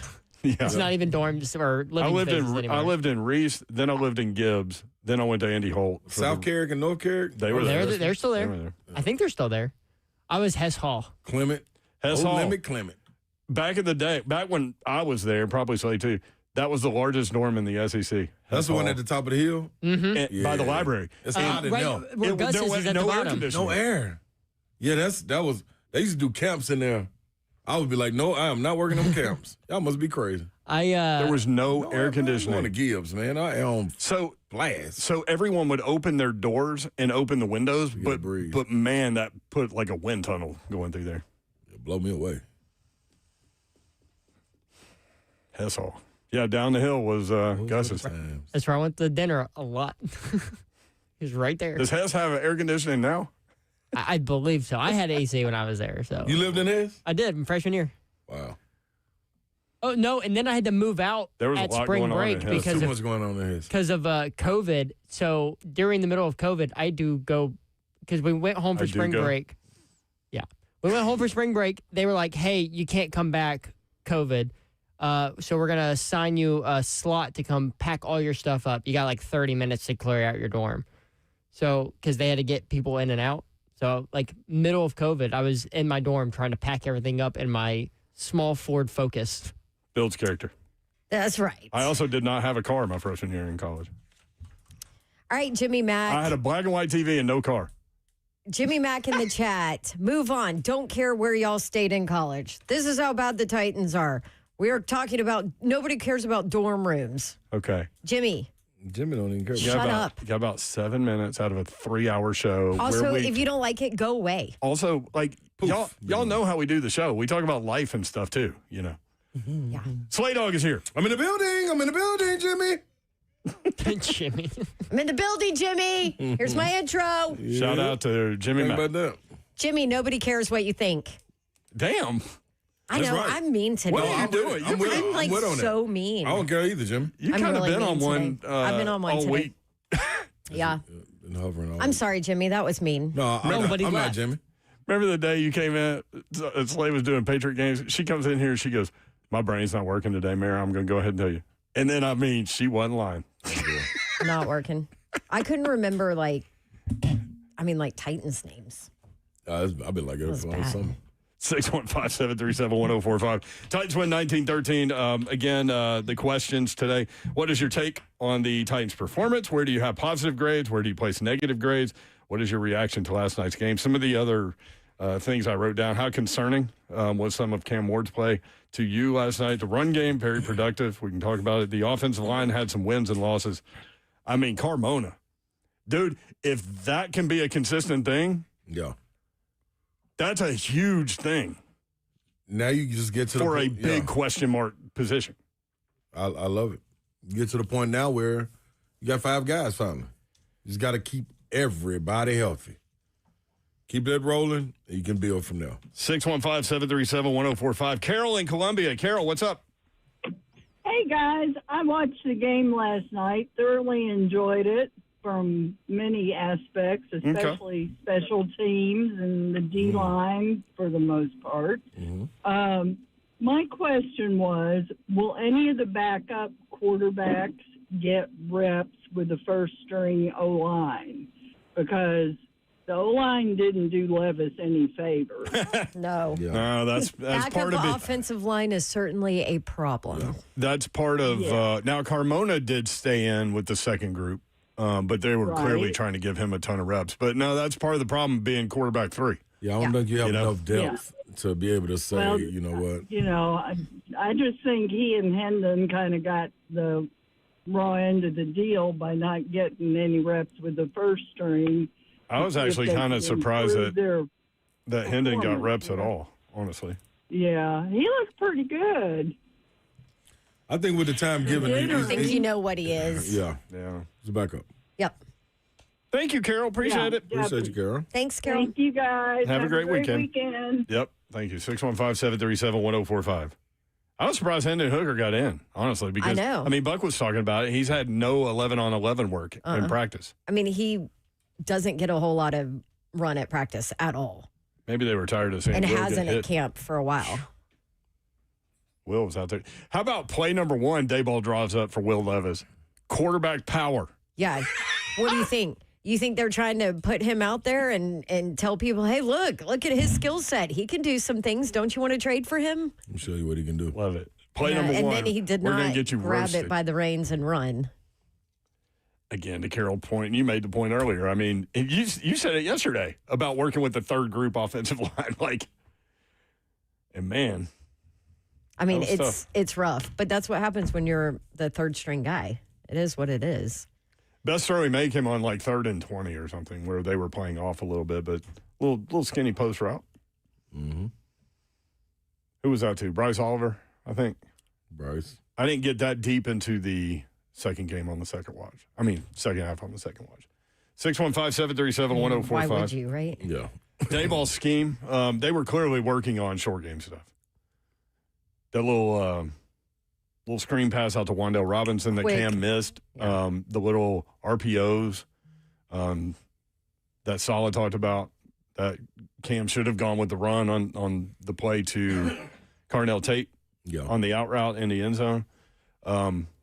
But I was so glad that they, like I said earlier, that they got that tight end screen in. That was a creative play, and I like to kind of see where Gunnar Helm is. I think he can be really good. Rick and Franklin next up on 3HL. Rick, what's up? Guys, happy Friday, you know what I'm saying? And happens to be my birthday, so there you go. Happy birthday, Rick. Happy birthday, Rick. Way to go, man. Yeah, so anyway, I give the guys last night the overall team like a C, and that's because of, we were playing against the 2s and 3s, so we got to bear that in mind. But anyway, I guess my concern for Cam is now that, he's putting some pressure on himself, whether he feels it or not. Hopefully he doesn't. But this next game against Seattle, he is going to have to make a marked improvement. Yep. And that's what bothers me is when you kind of goof up the way he did last night, people are going to be expecting, well, my Lord, what have we got here? And so, this next game, he's going to have to make a pretty profound improvement on what he did last night. And I'm hoping he can do it because I like the young man a lot. And there you go. That's it. I don't disagree with that at all. I like that. All right. Bye-bye. Good stuff, Rick. Happy birthday. What's happy birthday, Rick. What are you going to have to see next week from Cam? Placement and judgment. Right. And I like that word over accuracy, placement. Ball placement. Yeah. That Cosell always says that. Yep. Like He doesn't like accuracy, the word accuracy, because he's like that's an opinion-based thing. He's like it's ball placement because there's so much that's going on that can change. But that's my issue. My biggest issue with what Cam showed in those last 2 drives was the ball placement. Yeah. Like the inability to hit the easy throws that if you are a first-round pick, you have to hit to be a successful quarterback in the NFL. Yes. I thought there was indecision issues that are whatever concerning, on whatever level concern, but also the fastballs. Yeah. For me, it's, the head coach talked about it, Cam talked about it, like the game slowing down again for him.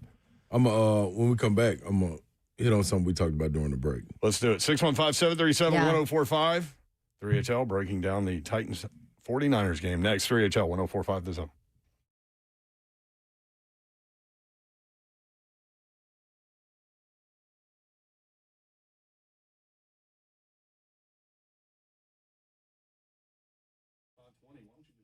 What's happening, good people? Got to tell you about my buddies that are going to be as most consistent as possible every single time. Why? Because they've been doing it for 56 plus years.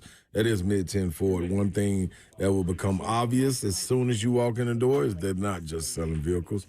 It's about building relationships. And through those relationships, you will find what? Something that you need. That's a vehicle, people. Probably a truck. Truck guy like myself.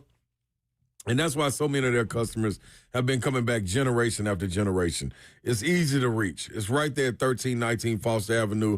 You probably rode by plenty of times and been like, man, it's a lot of working going on over there, a lot of servicing vehicles. Well, that's because it's a one-stop shop. They sales, they deal with that. They deal with servicing. They deal with financing. It's even a body shop. And they even offer mobile pickup and delivery for service and oil changes. They make it real easy. 1319 Foster Avenue. Give them a call at 615-259-2050, mid10fordtrucks.com.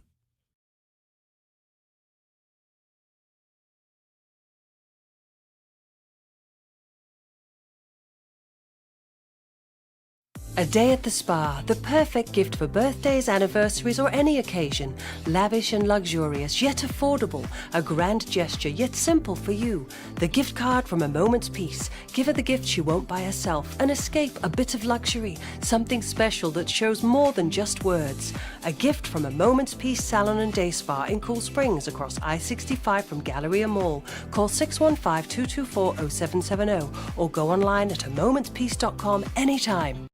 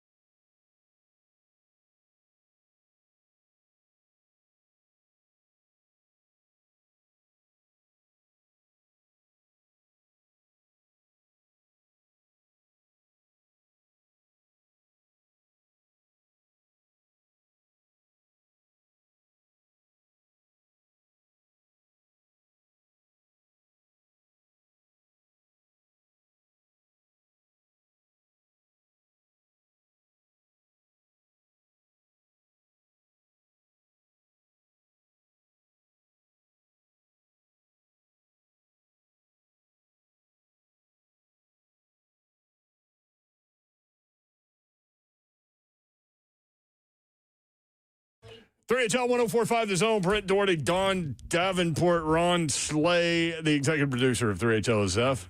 What up? What time did y'all get back this morning?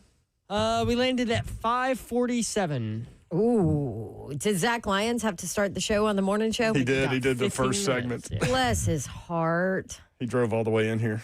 Poor guy. Job, What a team teammate. player. I told him, I said, man, I'll come in if you need me. I just live right over there. And he was like, I don't want to bother you. Oh, that was nice. And so Ramon and Will got here for the second segment, and then I think he stayed the whole hour. But so Ramon and Will get off the red eye and come and do 4 hours of radio. Oof, that sounds crazy. Doing it. Sheesh. That's how you get it done. 615-737-1045. Your reaction to last night. Let's go to James in the borough. James, what's up? How's it going, guys? How we doing? Great. James, thank you, man. No problem. Two quick things. One point from the game that I watched last night was how concerned should we be with our starting corners, specifically Flott. From what I saw, it looked like they were picking on him, and then we're using second and third string receivers.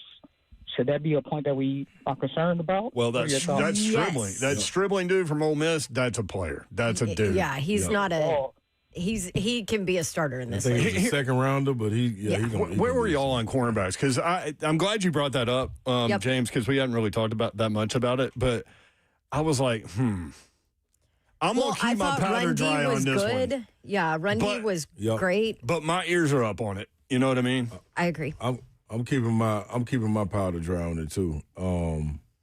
I was because with Alontae's was there just a tick away. Flott was, and you could see the frustration too, because he knew he was. Yeah. Flott was. That just wasn't disturbing. Yeah, like that wasn't fast and violent. Mm-mm. You know what I'm saying? Like.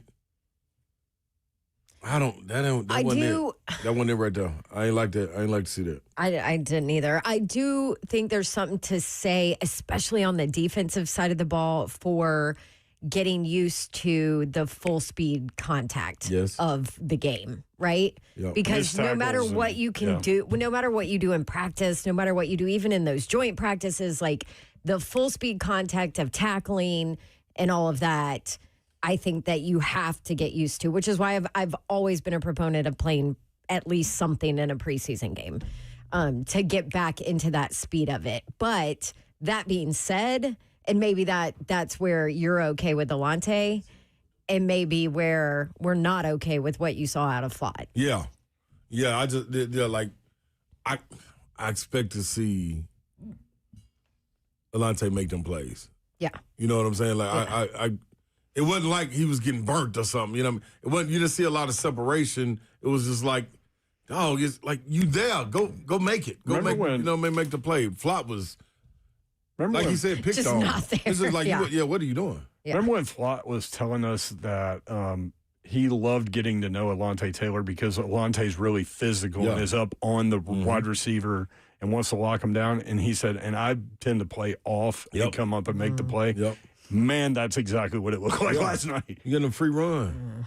You know what I'm saying? But you also little dig route, you can't do anything about it. You also know his game.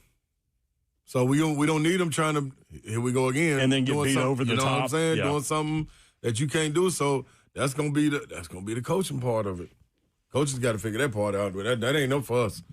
You know what I'm saying? Like, all we can do is talk about what we see on them. They got to figure that out. Who they putting in that spot, how they gonna play it. You roll some extra little coverage over there or something. I don't know how you do it because I don't know that world. But I know one thing. That didn't look good.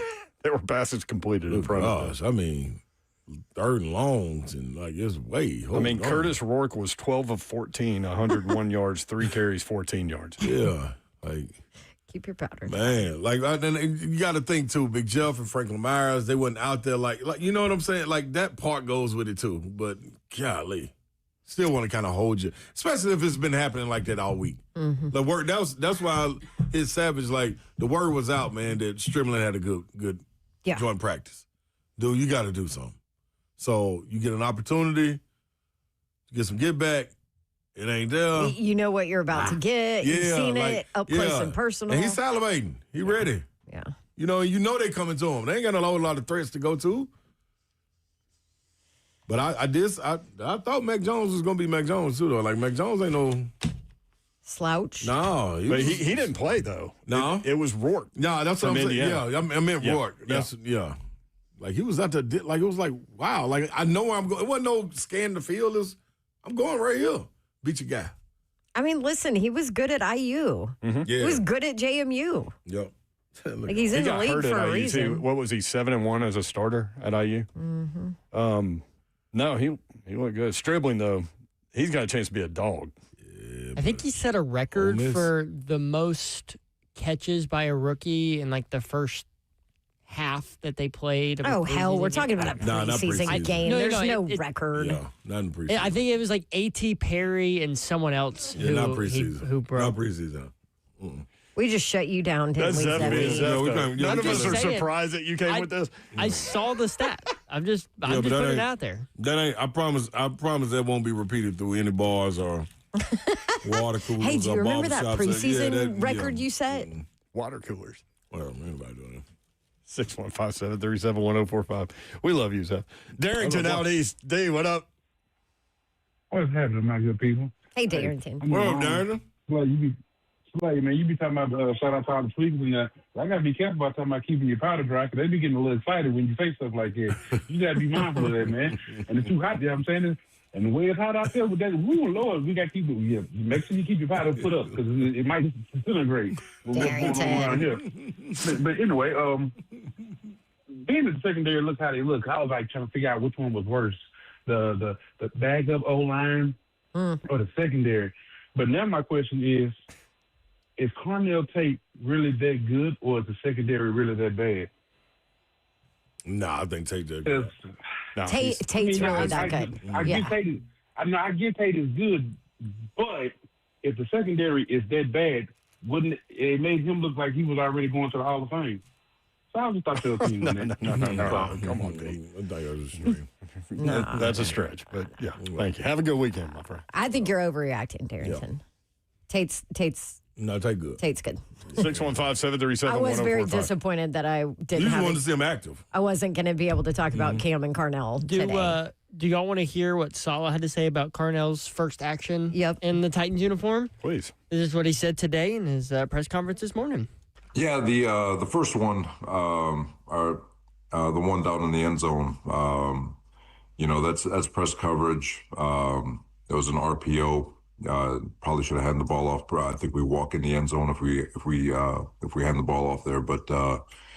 But overall, like again, first game, I thought he was physical, and I know you guys don't see it all from, and you guys will once you get to all 22. But I thought he was very physical in the run game. I thought his block is what sprung the touchdown on the next play after the throw to him in the end zone. So he played physical, he played fast. He was winning his one-on-ones when he got those opportunities, and as time goes, we'll find ways to get him the ball. No concern there. No. I read more between the lines of concern when he was answering about Cam Ward than Carnell Tate. Yeah.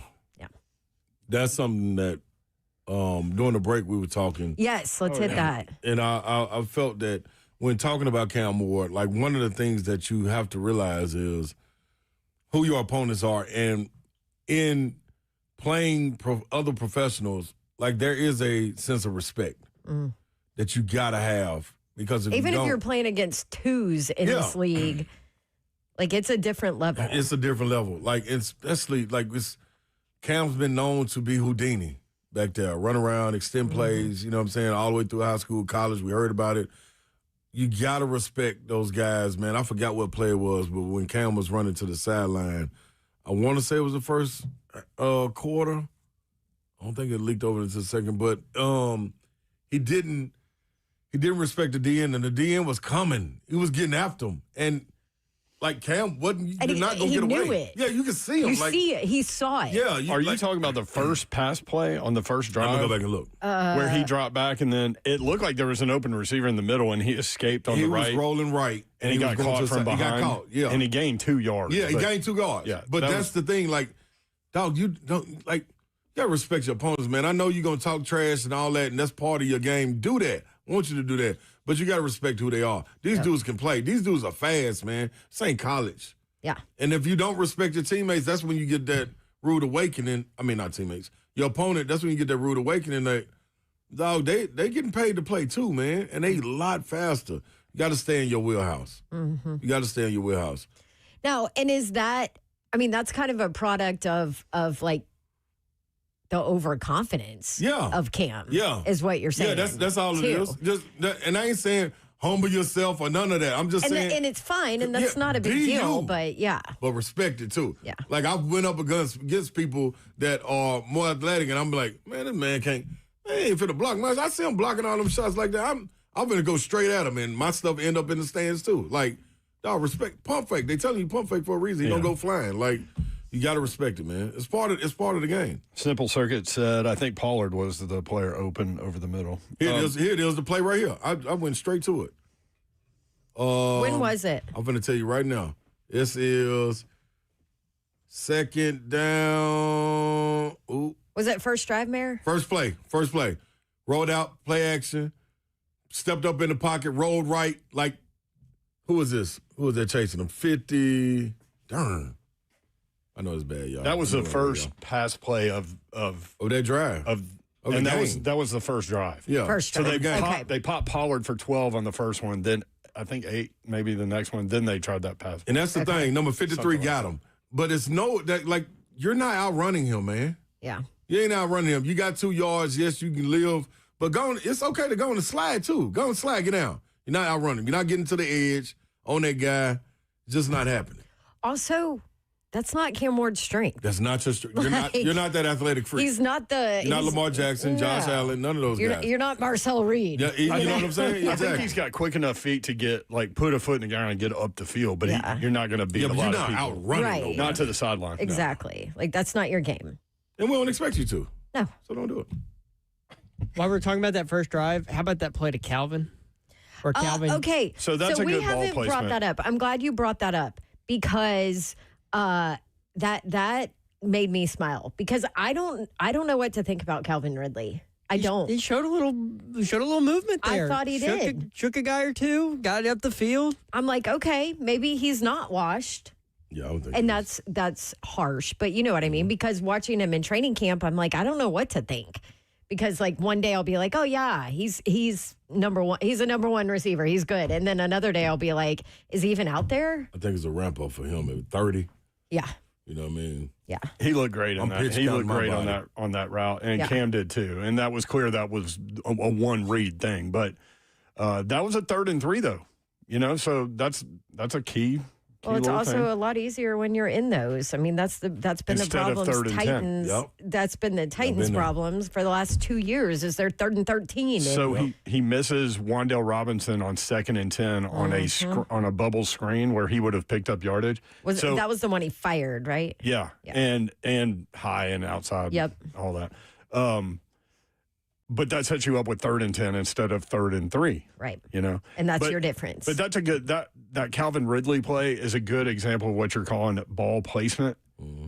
I heard Cosell talking about this on the show with Buck today. He said he put it in a place where he could keep going. Yeah. And a lot of quarterbacks struggle with that. So, and he did, and he didn't run out of For bounds yards either. after catch. He cut back. Yeah. Which I was like, hey man, run out of bounds. But anyway. But also, you do you. Yeah. Calvin. 615-737-1045. We're continuing to roll through your reaction. When we come back, we'll talk a little high school football with Garth Bolden. The High School Sports Power Hour presented by Gateway Tire begins tonight. We'll do that next. 3HL 1045 The Zone.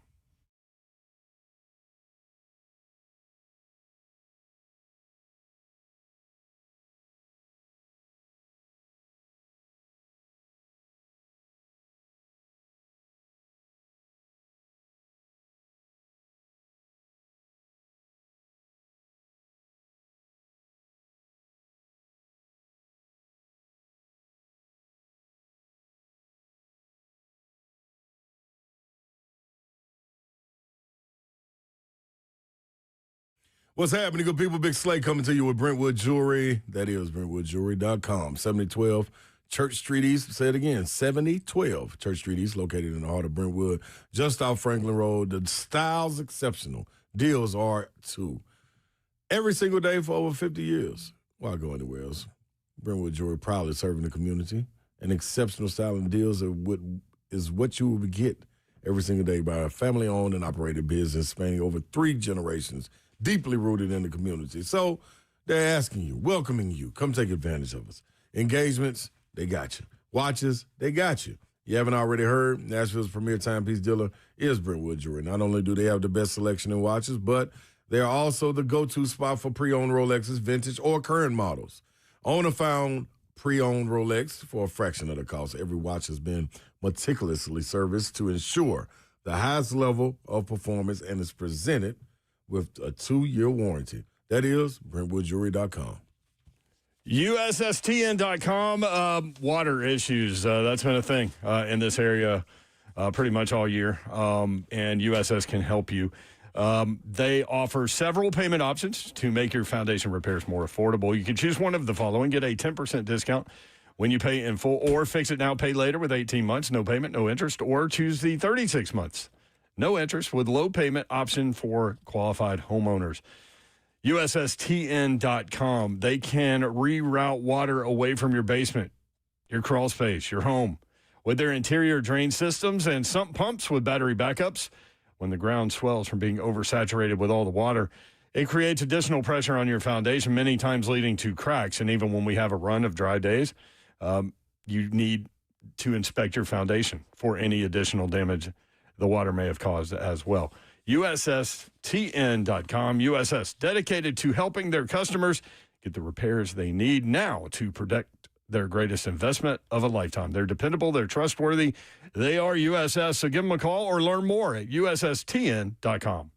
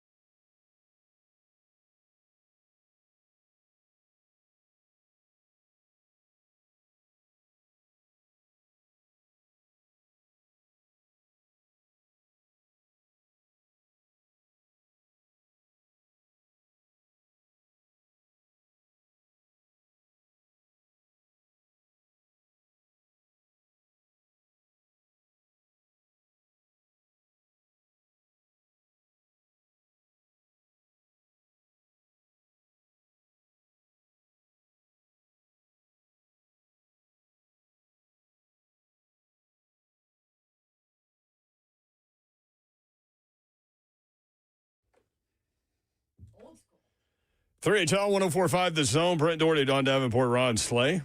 Old school Green Day. Man, just put this song with like some kind of rotating picture gallery and not a dry eye in the house. That's right. 615-737-1045. Today is Friday, August 14th. The Super Bowl is 6 months from today. How about that? How about that? Any chance the Titans are in it? Babsy. Nah, sorry. There's always a chance. You're right. So That's you're why you saying- play the game. Always a chance. That's why you play the game. That y'all. team yesterday, no. No kidding. But room to grow before the Jets come in. And thankfully, the Jets come in. Room and time. Like, you've got, 4 weeks till the season opener? Yeah. month? Mr. Babs just texted that the over-under for the Titans-Jets game is like 38.5. Yeah, I don't see that one. I mean, hammer the under, right? That's crazy. Yeah, if I had to bet that game right now, that that would is be what attractive. I would do. Yeah. Yeah, let's High School Sports Power Hour presented by Gateway Tire begins tonight, 9 to 11. Garth Bolden joins us now. Garth, what's up? How are you? Man, I'm just trying to stay cool this afternoon. What about you guys? Ooh, same, and it ain't easy. Think about those high school kids, man, and the jamborees going on. Yes, that's exactly right. And, I was listening to that intro music while I was on hold, and you guys are playing music like we play tonight, at bedtime. But anyway, yeah, you're right. High school season is right here upon us as well. Next week, it's for real. It's time to get it back on, man. Who are some of the – I know one thing I'm looking forward to, but it's not in the area, but I know y'all will be covering it. Is it BA goes down to Oh, yeah, Chattanooga. the Chattanooga Baylor this to start the season off and they're on ESPN or something? Yeah. Mm-hmm. I Yeah, tried to next work that Thursday. game. Yeah, that would have been dope. Yeah, why didn't you get that? Why didn't you get that, Don? I tried. They had already, by the time I requested it, they had already farmed it out. So I missed it. So, I missed my chance. Obviously, Baylor full of Canadians, that roster. It's Zeb's favorite team. DGG obviously going to Tennessee. What has Brentwood Academy got, Garth? Well, they're loaded themselves. I mean, if you look at the rosters, in all actuality, Brentwood Academy's probably got just as many athletes across the board than Baylor. So, they missed out last year because of the storms. But, that's you got 2 4-stars. You got 2 4-stars for Brentwood Academy that are going to University of Tennessee. So, really on paper, it could go either way. Even though it's going to be at Baylor, it's still going to be a fantastic game. Right. And, you can't take anything away from the fact that either one of those teams or both of those teams could end up seeing each other in the state finals. Mm-hmm. It wouldn't surprise me at all. Both loaded rosters. It's unbelievable. But, you really want to talk about the exposure that Middle Tennessee's getting. I didn't know if you guys knew this, but Battleground Academy, they're going to be on TV next week playing a team in Alabama that is Phillip Rivers' team. Oh, And they're going to be on television. So you're going to have another team, right here from Middle Tennessee as well, featured on television. And so, hey, when's the last time that Middle Tennessee had that kind of exposure nationwide? That's incredible. And, the quarterback for Phillip Rivers' team is his son. And then the quarterback at BGA is Luke Bryan's son. So that's going to be an interesting matchup, too. BGA's got a bunch of prospects, too. I know they've got at least 2 4-star players. Yeah, the best of my remember. Don't they have a kid going to Alabama? I can't remember, but I know they've got a wide receiver that's fantastic. So yeah, BGA, they won their state title, their division last year. So Coach Bentley, he's reloaded, and that'll be an exciting game. It really will. So it's like I said, when is the last time that we've had 2 Middle Tennessee teams featured on nationwide, television? Well, if you're out rolling around from the Jamboree stuff and during the season from high school football, make sure you tune in. This is a great show. High School Sports Power Hour presented by Gateway Tire. Charles Pulliam and this guy right here, Garth Bolden, every Friday, 9 to 11. Garvey, y'all still be doing live call-ins too, right? Yes, we will. Yeah, we're. I don't know how much time I've got, but we're actually this year. This will be our second year under our belt. We're expanding to the south, to the southern part of Middle Tennessee, and we're going to have Jeff Simmons of the Warren County Way on with us, and he's going to be telling us about some of the counties around Warren County there. So we'll be talking about some of the other programs tonight. Yes, we are a week early from the first of the season, but this gives us an opportunity to expand into the southeastern part of the Middle Tennessee, and so we're excited about that as well. And then we're going to have in studio with us tonight Mark Reeves and Joe Blair of the TSSAA. They'll be with us on for the first hour, and we'll be talking about a lot of the new rule changes. So yeah, it's going to be Nice.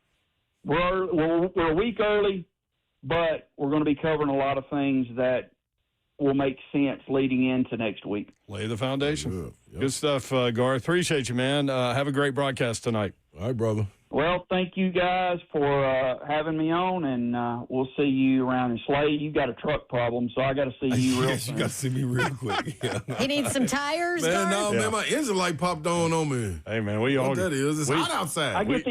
I get these random texts from Slade, Yep. like, hey, Yep. I got to come see you. Well, I might see him a week later or 2 weeks later, and he expects me to remember what his problem was. So, that's typical Slade. That go both ways, Garth. You text me while I was on ESPN doing the Patriot games. I did. I had to bug you. All right, man. Love you, brother. That's where I go when I need it, too. Thank you, Garth. Appreciate it. All right. Love you guys. Y'all have a good Love you, evening. man. Thanks, Garth. High School Sports Power Hour presented by Gateway Tire. Charles Pulliam does Always a great taking job. care of Garth us. Bolden does a great job. 9 to 11. Check them out. 615-737-1045. More of your reaction. When we come back, we'll talk University of Tennessee football at 5:20. But when we come back, John Glennon put some PFF grades for the Titans offensive linemen out there. We'll share next. 3HL.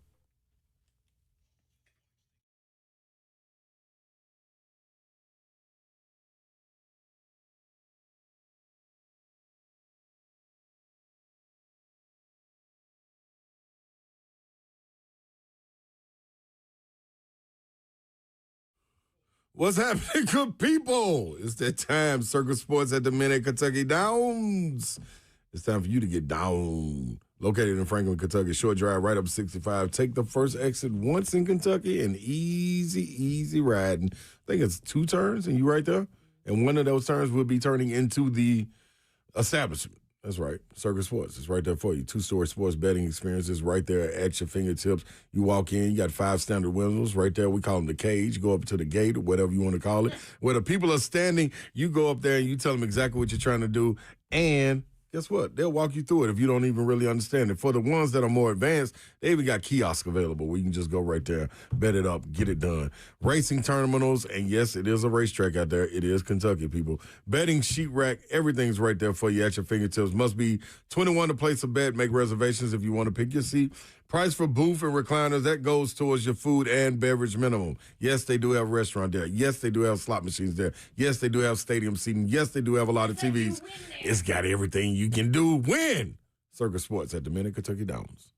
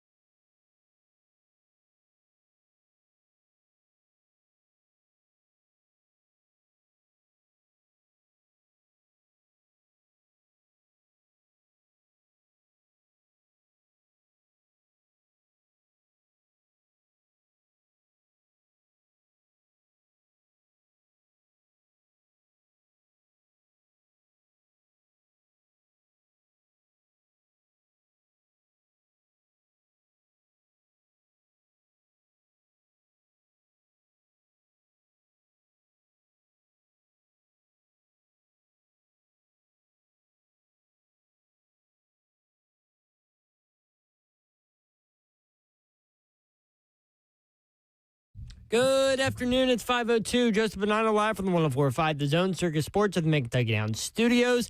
Titans news today. Defensive back Najee Johnson has been suspended for the first 6 games of the 2026 regular season for violating the NFL's PED policy. In NFL news today, Falcons defensive end James Pierce Jr. was suspended 8 games for violating the NFL's personal conduct policy after he was arrested back in February following a domestic dispute involving his ex-girlfriend, Rakia Jackson. Falcons will now be without both 2025 first-rounders to start the season after Jalen Walker was injured last week. Preseason action continues tonight as we have 3 games, including Broncos versus Falcons, Bucks versus Jets, and Dolphins versus Commanders, all kicking off at 6 o'clock. For our foundation repair, whatever needs, you need to visit USSTN.com. Breaking news at once on your home for the Titans and Vols. This is 104.5 The Zone.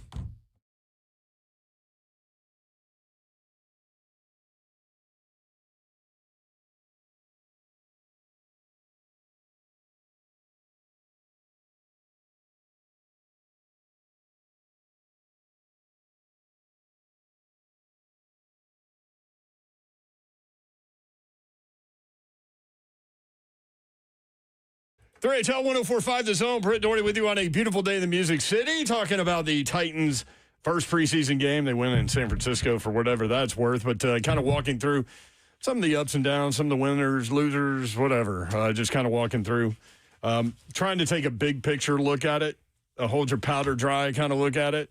R.I.P. Coach Mack. Not making excuses, by the way. Just not whining. Keep your powder dry. Yeah, and just what we saw. Mm-hmm. Yeah. And we want to hear what you saw. Absolutely. That's how that works. 615-737-1045. Babsy's here, y'all. What up? Happy Friday, y'all. It's Friday. Oh, my bet. Let's go. Let's go. Friday is not bunk. I love me a Friday. I mean, why wouldn't you? By the way, Foo Fighters coming up tomorrow. Woo. Oh, are you going? It's going to be hot out there. I know you're going. I don't even know why I asked if you're going. Yeah, Nissan, yeah. Lord of mercy. I mean, Mayor probably bought his tickets like 2 years ago when it I did was buy them announced. like 1 year ago. No, you love them. Yeah. Tomorrow will make you appreciate when that indoor stadium comes. That's and true. They start putting concerts in that bad boy. Dude, that's going to be they're going to rock your face off in the indoor place. That's going to be so loud because they've set it up to where that roof is going to bounce the sound back down toward the field. And then, it's going to be so loud in that building. And then you're closer to the field where like how they set up the seats, 33% closer to the field. So like you're even closer. On average, we got yelled at last time we said that. Oh, on average. Okay. Yeah. People get yelled at. I don't want to get yelled at. Yeah, we did. We got by listener. Oh. Well, sorry, listener. You guys are a mouthpiece for the Titans. It's not 30%. Oh no, I promise we give. I'm like, at all times we give our honest opinion about the Titans. You may agree, you may disagree. That's the beautiful part about our country, where we all don't have to think the same thing. We're all good to think different. It would be a boring ass world. I have seen like the rendering view from the new Titans radio booth. Okay. And it does like the Titans radio booth is at the top of the stadium, but it does not look like it's at the top of the stadium. It's if anyone's ever been to Allegiant Stadium, that sounds like something I said. It feels like it really feels closer. It feels closer than it is designed. We're not at the top of the stadium, but we're right there at the top. We are at the no. We are at the top, but it doesn't feel like you're at the top. If you don't look down, you're not really at the top. It's look up. It actually reminds me a lot of Allegiant Stadium in Vegas. Like it's almost as if like you're like on top, like overlooking the field. Like is this what I be sounding like, Zell? Yeah. Yes. This is me on 3 hours of sleep. This is great. That's kind of wild. This is me on 3 hours of sleep, this but that's Zeffy, like though. you It's like kinda all funny. the time. Yeah. Sudafed Slay and sleep deprived Zeph. That's what we're working on. How did it go for you guys last night, Zeph? Oh, I was going to ask new you that. broadcast. Man, I thought it sounded great. It sounded good. Yeah. I Yeah, liked the energy. I liked the I liked the chemistry between Ramon and TZ Zarzer and I thought everybody was themselves. yeah. I thought it was I thought it was cool, man. That was really good. I thought throwing it down to B-Hop. B-Hop had some good, insightful stuff. Threw it right back. Man, that was pretty dope. Pretty dope. Proud of my guy Savage, man. I know he was. Was he a little nervous? Yeah. I thought he was a little nervous. He would have to be. He said good nerves. It was good nerves. Dude, Yeah. if you're not nervous, I still get nervous before broadcasts. What Like, you if you're not talking about? nervous, Yep. then I worry about you I'm that with you you. don't care. But, You don't get nervous before 3HL, do you? no. You know what? That's crazy. Let me take that comment back real quick. 'Cause I don't either. I don't either. But I definitely I thought I feel like I'm talking to the homies right here. I thought I could tell. I thought I could tell Savage was a little nervous in the very beginning, Mm-hmm. you know, and then he and then he was fine. yeah, he like was fine. after the Ooh. first play. What'd you say? I just have major deja vu. Really? Like we've had this conversation before. What happened? We have not. Was it from his first time as when he was on the sidelines? No. And he had summer conversation? No. This is the weird stuff that Dawn loves. Yeah, this is. You know, ain't tripping, no. Ramon Conspiracy theory. Ramon might have had some nerves floating around before, but that didn't stop him from giving me hell during setup. There you go. I was working through some technical issues as we were getting ready for the first broadcast, and all I heard in the back of my ear while I was on the phone with our wonderful station engineer Mike Buckner was, "Zeph, you need to walk away. You need a minute. You good? You good up there?" I'm like, "Yeah, Ramon, I'm fine." Oh, I could totally see you. And he was over there. out, too. Every time I looked at him, he had that smile on his face. Like, I'm gonna keep giving it to you. Were you nervous, Seth? No. Once you got it figured out. I will say that when I was given the TV effects, which basically kind of gives us an on-field mic, so you can hear what's happening in the action. The first time I turned that up, I got the 49ers local TV broadcast in our ears, and I was confused. I was not the only one that got that. It's preseason for everybody, so we're good. There you go. A couple of nugget. Oh, first Slay's here, right? I'm in the building. Have you already been in the I building? think I've been in there. I don't think we did it. I don't know. Well, you're in the building again. I'm back in the building. Look at Ramon calling me a rookie. It's so hot outside, I'm back in the building. Let me ask you There this: you are, after rookie. preseason game 1, does the car not have a roof now? Oh, no, the car has a roof. Oh, I can't believe you even asked that Yeah, after question, what I honestly, saw, Mayor. after I saw Cam, what he did going towards the end zone, running out the back of that pocket, it most definitely has a roof. The one that I thought was a Yes. fumble. Oh, Yeah. I really thought he was about to fumble that. My dog, where you going? What are you What doing? you about to? What you about to do? That's what I was talking about. The deep breath, hold my breath, almost Will Levis like. Do you think they need to get behavior. Will Levis off the roster? And when they do, that stuff will just go away. Like, do you think Will's been too close to him, and it's rubbed off a little bit? Because that looked like a Will Levis play right Nah, there. that's Cam just trying to make the heroic. Yeah, so because this is what Will Levis used to try to do, make heroic plays. Like, don't do that. And look at how that worked out for him. He's Exactly. now Do not third do string. that. Yeah, don't do that. A couple of bits of news. Titans defensive back Najee Johnson, who did play a little bit last night, suspended 6 games for a PED violation. Come on, dude. He had a tough play last night, I remember. He was probably going to make the roster too, wasn't he? He also had a good play. He Yeah. had a bad play and a good play. There you go. Kind of up and down night. Funny what you remember, huh? Also Well, guess suspended. what? He gone, so it doesn't matter. James Pierce Jr. has been suspended 8 games for a violation of the NFL's personal conduct policy. That was his situation in the offseason. Yeah. Yeah. They gave him 8. Yeah. Did y'all talk about the Terrion Arnold signing to the Seahawks We did. yesterday? We did because it was on Hard Knocks. What do you think that situation is going to look like with the NFL? You think he's going to earn himself a suspension, kind of like some of these other guys have? No question. Probably, yeah. No I mean, question. what's he got against him? 8 felonies? It was something like that. I don't Yeah. even remember. I think it's that 8. story. It was one of them was kidnapping and Oh, well, that's rob somebody. Well, yeah. It's an eventful day. That's tough. NFL Friday night tonight. Broncos at Falcons, 6 o'clock ESPN. Tua set to start. Kevin Stefanski said he is not named a quarterback 1 for the season. Buccaneers at Jets, 6 p.m. NFL Network. I'm going to tune into this one. Reuben Bain Jr., David Bailey, both involved in this game. Like it. Dolphins and Commanders coming up tonight. Jacob Rodriguez, middle linebacker, rookie from Texas Tech, going against Sonny Styles, rookie middle linebacker for the Commanders. So some reasons to watch there. Some performances from last night worth noting that we haven't discussed. Steelers rookie quarterback Drew Aller, 10 of 13, 153 yards, 2 touchdowns. Also had a rushing touchdown. I mean, the word around the campfire is that he looked pretty good. I did not like him in college. I know, and a lot of people didn't, despite his struggles in big games at Penn State. Like, NFL evaluator guy likes him. Yeah. Potential. Yep. Cardinals running back Jeremiah Love, 11 carries, 58 yards. He averaged 5.3 yards per carry. Also took a guy in with a spin move. That was amazing. 3 receptions, 14 yards. So he had 72 total yards, Jeremiah Love. Raiders rookie quarterback Fernando Mendoza, 10 of 16, 97 yards, and a touchdown. Some bits of news and notes there. 615-737-1045. Captain in Brentwood. Captain, what's up? Hey, what is happening, fellas and ladies? Hello. You guys are having a wonderful Friday, I hope. You know it.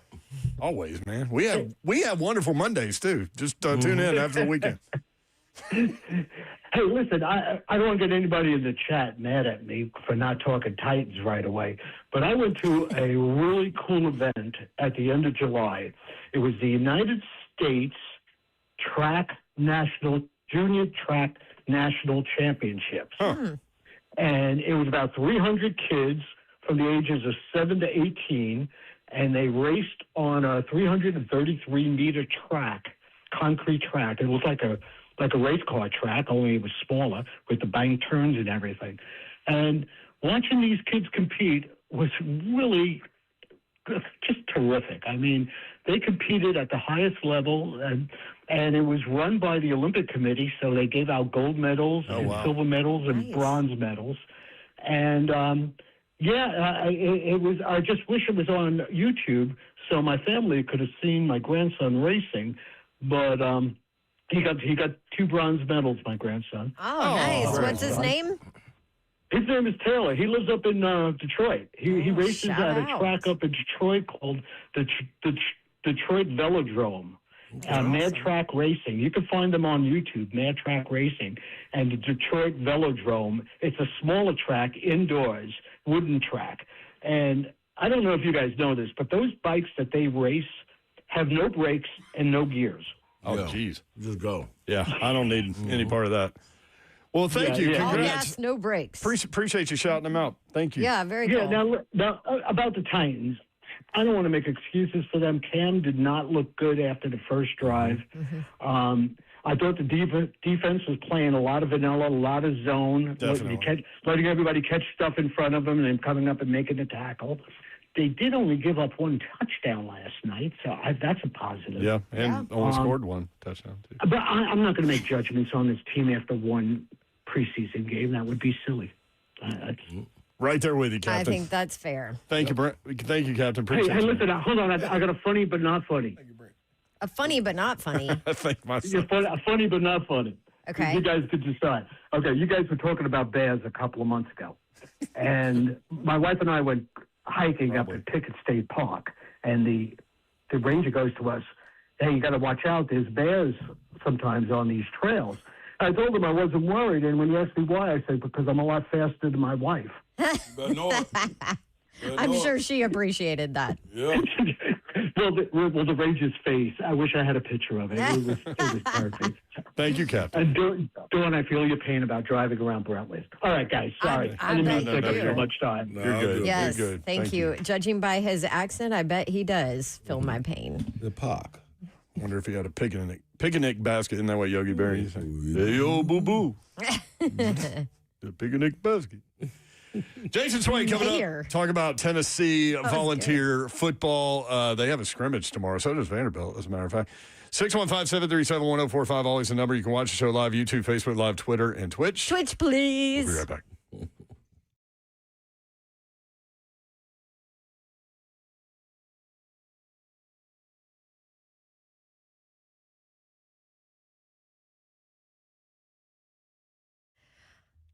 Okay, if you are maybe like me and you had just a couple of inches that you can't get off weight-wise, Let me tell you about Contours LLC because they can help you lose inches of fat without surgery, without pain, without downtime, without all that stuff.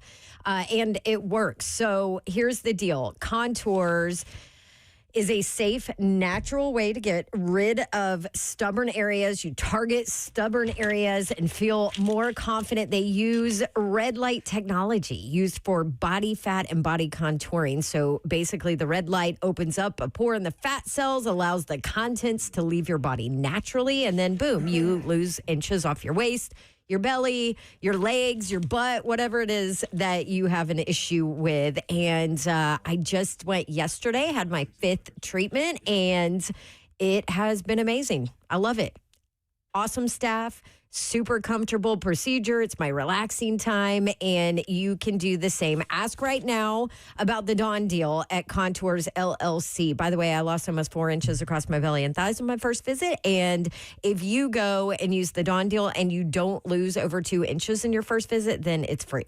Dawn deal, $99, and then you can bring your spouse with you as well and get even cheaper deal. So call them 615-236-9960, ContoursLLC.com, 236-9960. Ask for the Dawn deal. Contours LLC. What do you have to lose but inches? Go where the pros go. Dickens Turf and Landscape Supply. They have locations all around the Middle Tennessee area in Nashville, Bellevue, Murfreesboro, Brentwood Mower, Hendersonville, Mount Juliet, Franklin. DickensSupply.com is the website. You can check out all their information there.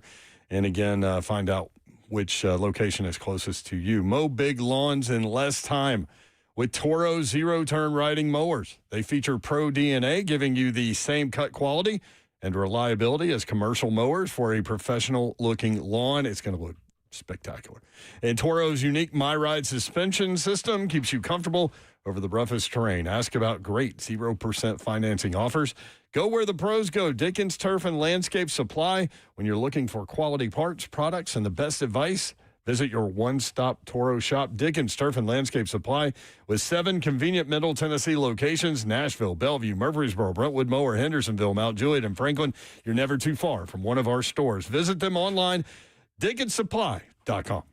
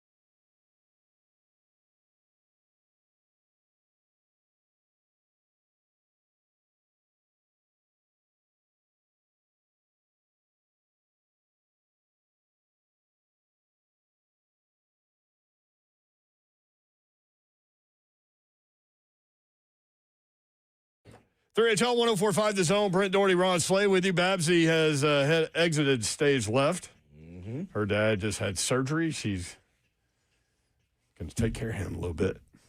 Yeah. Executive producer of 3HL is Zeph. We're exactly 6 months away from the Super Bowl today. Oh, wow. So from that preseason game yesterday to the Super Bowl, 6 months. Better get our tickets. Better get better. Yeah, better get better. Jason Swain joins us as he does every Friday to talk about University of Tennessee football. Swain event, you can follow him there. Also, brand new analyst, color analyst for the University of Tennessee football games. He'll be with Mike Keith during these broadcasts. Swain, what's up, man? How are you? What's up, guys? What's up, man? It's Friday. Y'all acting like it? Yeah, absolutely. Why wouldn't we? To be fair, though, we act like every day's Friday, Swain. So, Yep. Maybe a slight problem. I get that. Let's start with the tough news. Vols had a safety injured today. I read transported by ambulance to the University of Tennessee Medical Center for further evaluation. What do we know about Farouk? Anything else? Anything further? No, other than that, that's about it. It stinks because he was trending in an awesome direction. He was going to be a very important piece for this defense. Here's someone that young leader, coachable, hard worker, first class, type of dude you want to coach. I think out of everybody that was on this team last year, I think he responded the best to players from the portal coming in to take his spot. I think he responded the best. And Slay, you know this, man. Mm-hmm. Competition makes you better. Somebody try to come in, take your minutes. You're like, oh, no, ain't going to happen. I'm about to put this work in, and I'm going to make sure you are watching me play instead of the other way around. And so, and think about Farouk was on this defense last year, a defense that was not good, guys, last year. Mm-hmm. And so I was expecting for everybody to get replaced, to be honest, especially in the secondary. But Farouk, just from the spring, man, he's making plays in the back end. I mean, you think about last year, he was making plays in the Kentucky game and the Vanderbilt game. Man, he's a playmaker. And, man, he was just in a position to do some special things this year. And for him to get hurt the way he did, it doesn't look good at all, doesn't sound good. But I haven't heard any details just yet. You know, It takes a little bit for those guys to get the details of the injury and how long it's going to take for him to be out. Right. Prayers up for that kid and anybody in his situation. This time of year, man, it happens. And you know, you just try to get to the season. You hope to get to the season with as few injury issues as possible. What does that do strategically for them in the back end? Well, for me, all eyes on Dejon Lane, the transfer from Penn State. And honestly, when he came in and he was a part of the class, I thought he would just take over the spot anyways. I think that tells you how great Farouk has been since the arrival of the new players. So, you know, it's Dejon Lane. I'm looking at him and maybe some other young guys see what they can do. But unfortunately, injuries are a part of the game. It's next man up, and he is the next man up. Got to be the next man up. So things heating up still. I mean, I know we ain't got an answer yet, Swain, but what's the battle back and forth? Still where we were last week when we left off with quarterback, that situation? Man, I'm so proud of George McIntyre because, guys, if you remember, we had this conversation in the spring. I was like, hey, man, Faison looked the best right now, but that doesn't mean anything. You still got the summer, you got fall camp, and hopefully George battles back. It makes this team better. It makes this offense better if this quarterback competition is tight and tough. And George has made it that way because he has improved, man. He's doing a really good job. I'm happy for him. I'm happy for this quarterback room, this team. But George is making this thing interesting. And tomorrow is the first scrimmage. Yeah. And somebody's going to separate themselves from the other tomorrow. It's going to be about taking care of the ball. It's about, you know, getting the offense in good plays. Maybe you are in a bad play versus a particular defense. I'm not sure how much Jim Knowles is going to throw at these young quarterbacks. Right. But if he is allowed to, then, all right, we're checking at the line of scrimmage. They're giving us a different look. Let's move some guys around. Let me change the protections. Make sure we're in a good spot. If George can do that, then he could have the lead going into the second scrimmage. If Faison is able to make plays and do some of those things without turning the ball over, then he could have the lead. So this is going to be really, really interesting tomorrow, guys. It's really important, right? Scrimmage work, as opposed to daily practice sessions. Not that they're not, but at that point, it's a competitive situation, and you're in front of your peers, and everybody's watching. Mm-hmm. Well, but guys, first couple of days, man, they out there pricing the draws. Let's just be honest. That's right. That's right. I mean, you out there again. I mean, they might as well have on tighty whities, man. You can't play football in those things, man. Tomorrow's about real football. It's about them pads popping and moving dudes off the line of scrimmage. And so you want to take care of your own. I wouldn't be surprised if we get some thud where you're not taking a guy all the way to the ground. You just, you wrap it up.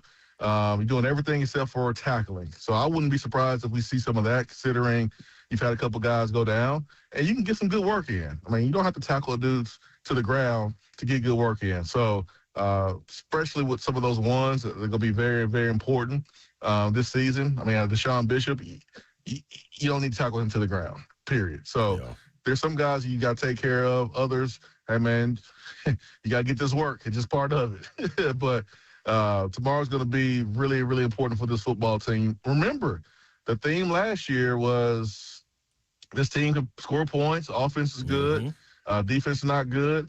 But as a whole, the team, a little soft. I told y'all that. It was a little soft last year. This is how you build the toughness. This is how you build the identity of your football team. Fall camp, hitting, playing through little injuries here and there, fighting through the heat, fighting through soreness. You've had a couple of days, so I'm sure guys are sore. But tomorrow is going to be about building that toughness from where you've already built it the last couple of weeks in the offseason.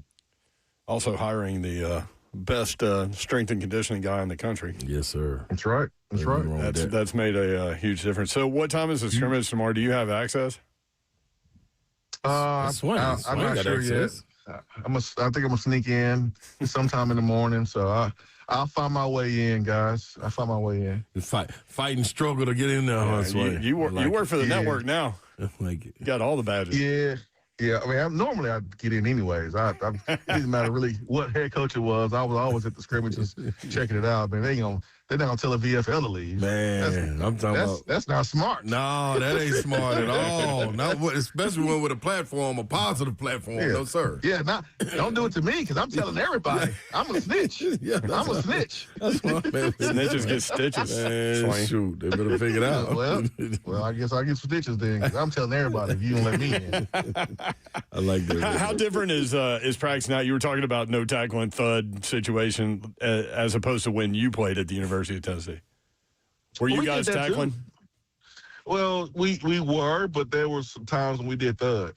And mature football teams can handle that. Like, you don't have to hurt your own teammate to prove to the coaches that you can play on Saturdays. You know, you can have really good form up until taking a guy to the ground. Like you run, you run through a defender, you put your hands in the right place, you put your head in the right place if you are a defender.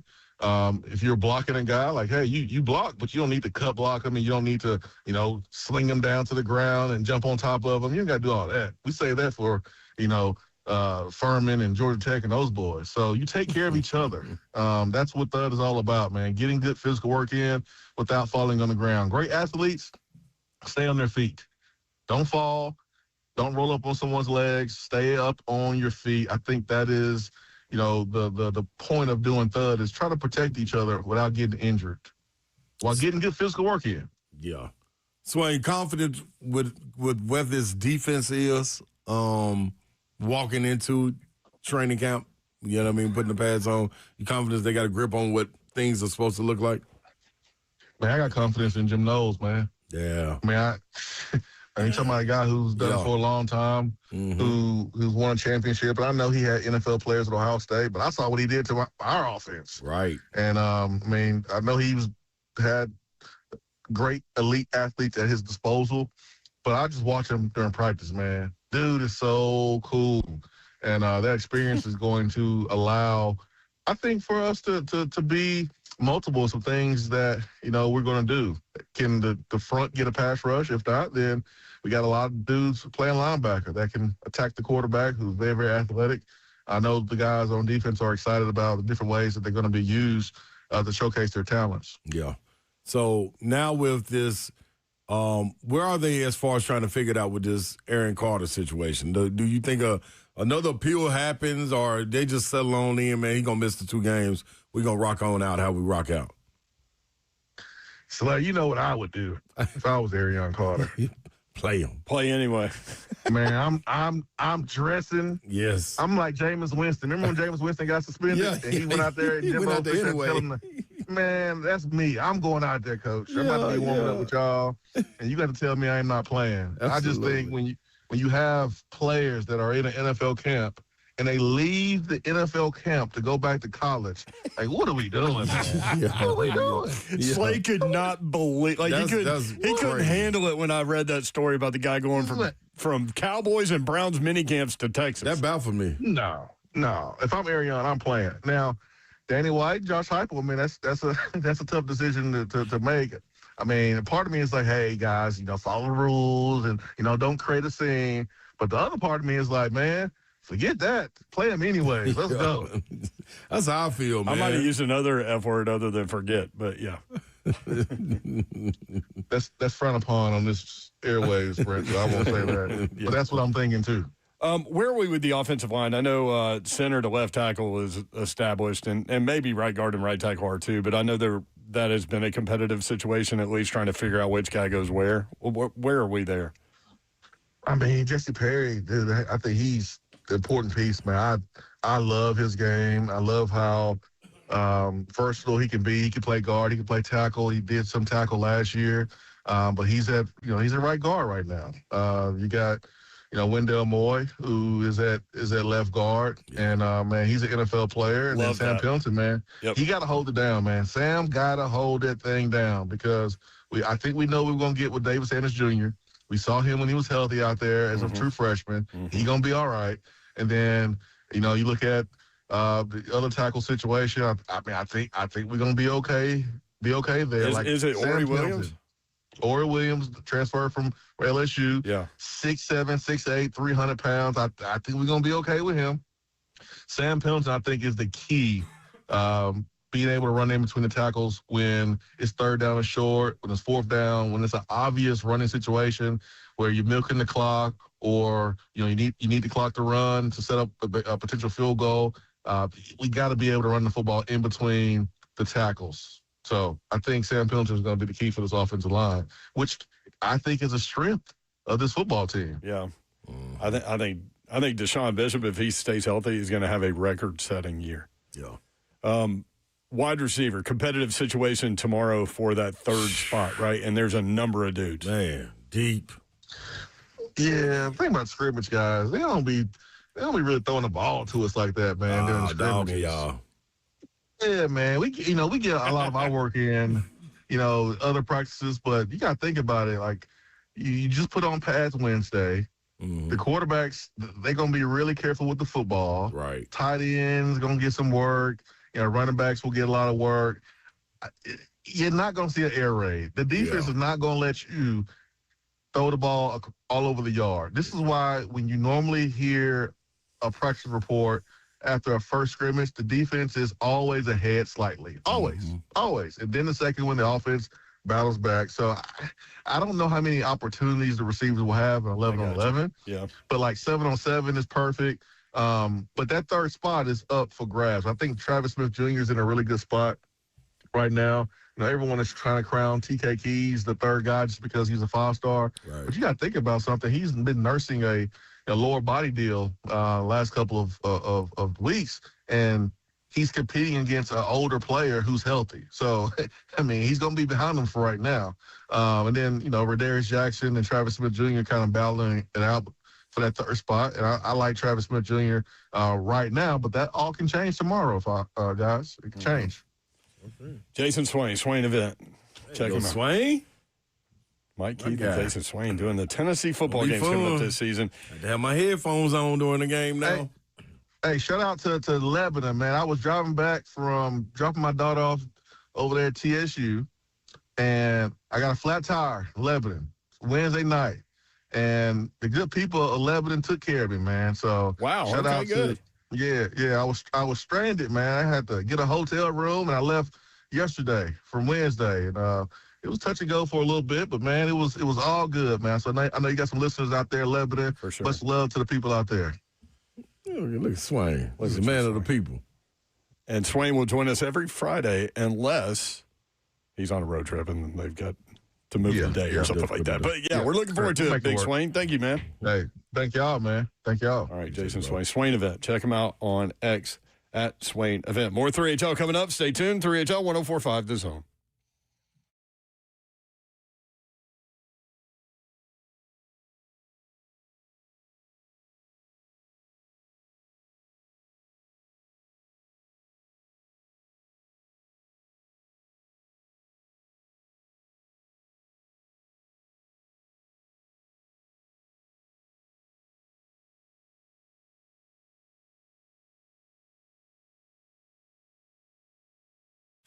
What's happening, good people?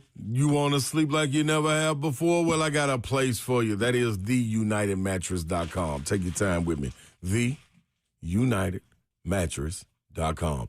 Type that in and go straight to it and understand exactly what you're going to get. True floating support. I'm talking about an advanced air sail design that lifts the body evenly, creating a weightless floating sensation. I just got fresh off the road, and the first thing I wanted to do was get back to my bed. Couldn't wait to sleep in my own bed. Why? Because I'm not waking up with those aches and pains, in your shoulders and everything, where you got to switch and roll over and get to another side, try to get comfortable again. The entire thing is comfortable because you're weightless. I know it don't make sense to you, but trust me, you're floating. Why? Because this is what's been put in there. No mattress has ever been returned in 13 years. Deeper, restorative sleep, 3-zone customization, no pumps or no noises, breathable cooling surface. All you got to do is go check it out at theunitedmattress.com. Workplace solution. You need it? I've got it for you. eSpaces.com. Check them out. eSpaces.com. Maybe you're working out of your kitchen with all the distractions in your house. Doesn't have to be that way. They have so many options for you. Check them out online, eSpaces.com. This is a locally owned and operated company. My buddy John Pearl and his crew absolutely do a great job, and they have people there for you when you need things done. It's great. eSpaces.com. If your current workspace isn't keeping up with your ambition, time for an upgrade. eSpaces has you covered. Right now, you can take advantage of their exclusive summer special and receive 20% off any premium private office or spacious suite. Again, 20% off. Get the quiet focus that you need while also enjoying access to their vibrant, collaborative shared spaces and fully equipped on-demand meeting rooms. They handle the overhead and the details so you can focus on your growth. Visit eSpaces.com today, eSpaces.com, to claim your 20% off summer special rate and book a tour. They've got 15 locations, 12 in Middle Tennessee. Again, local, very important to them. Our community, very important to them. They support high school sports and youth sports as well. eSpaces.com, that's eSpaces.com.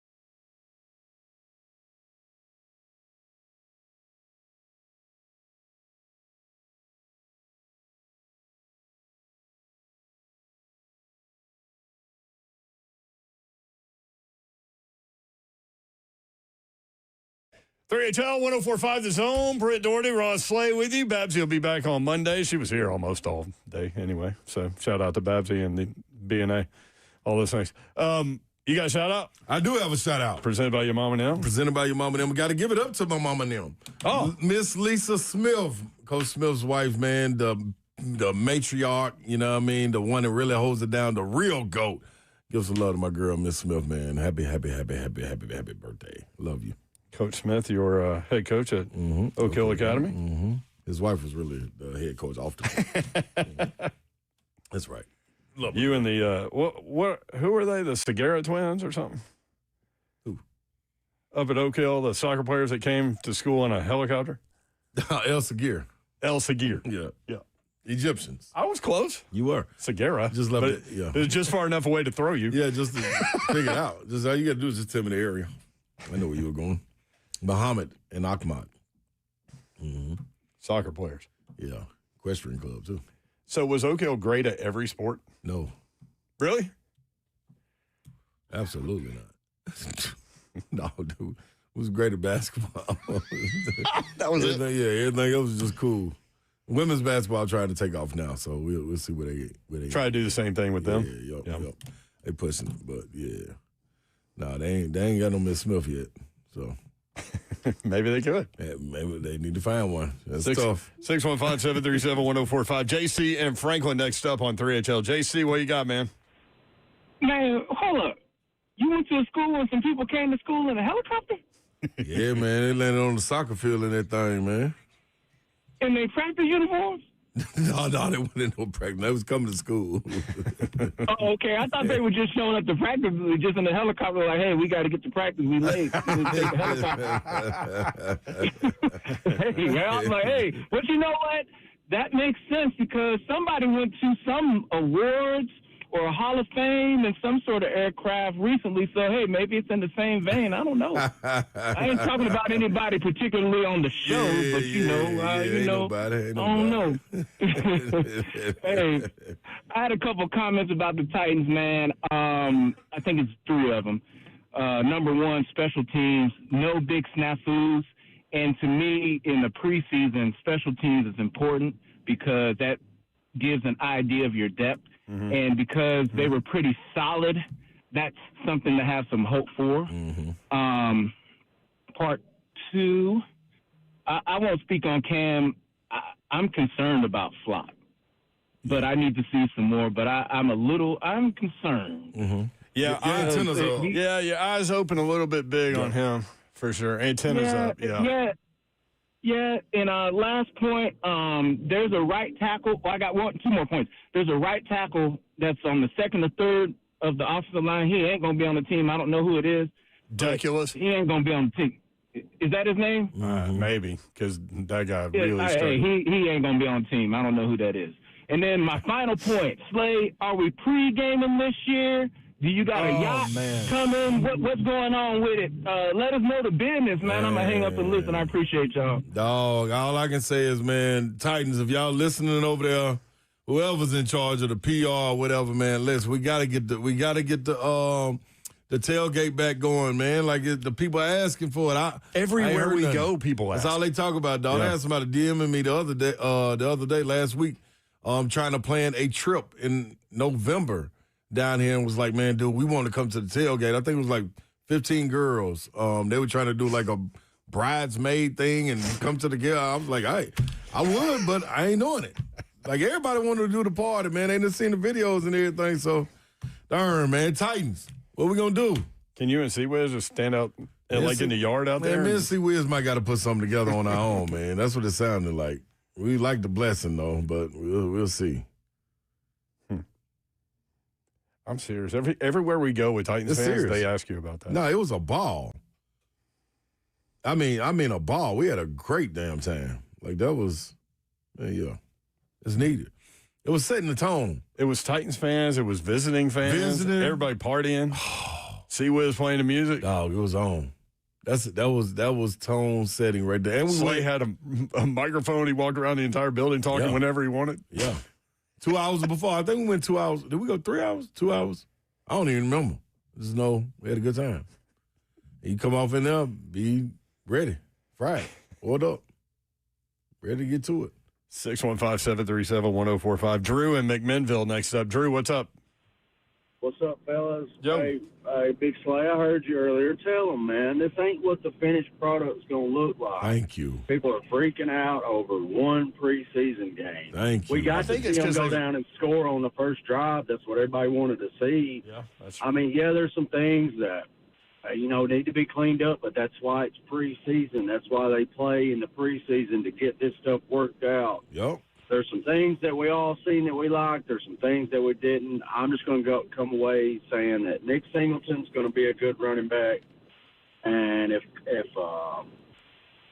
I can't remember, Austin Deculus, if he hits the field, we're in trouble because that guy can't block nothing. Yeah, that was a rough. But rough man, game. I'm excited. I think the Titans are going to be good. I think we're trending in the right direction. I wanted to see us be physical, and we were physical. Our offensive line was very physical. If J.C. Latham can play like that all year long, then we've got a good right tackle. That's what we drafted him to look like. I mean, I know he wasn't playing against the ones, but he handled the twos the way you're supposed to handle the twos as a number one draft pick.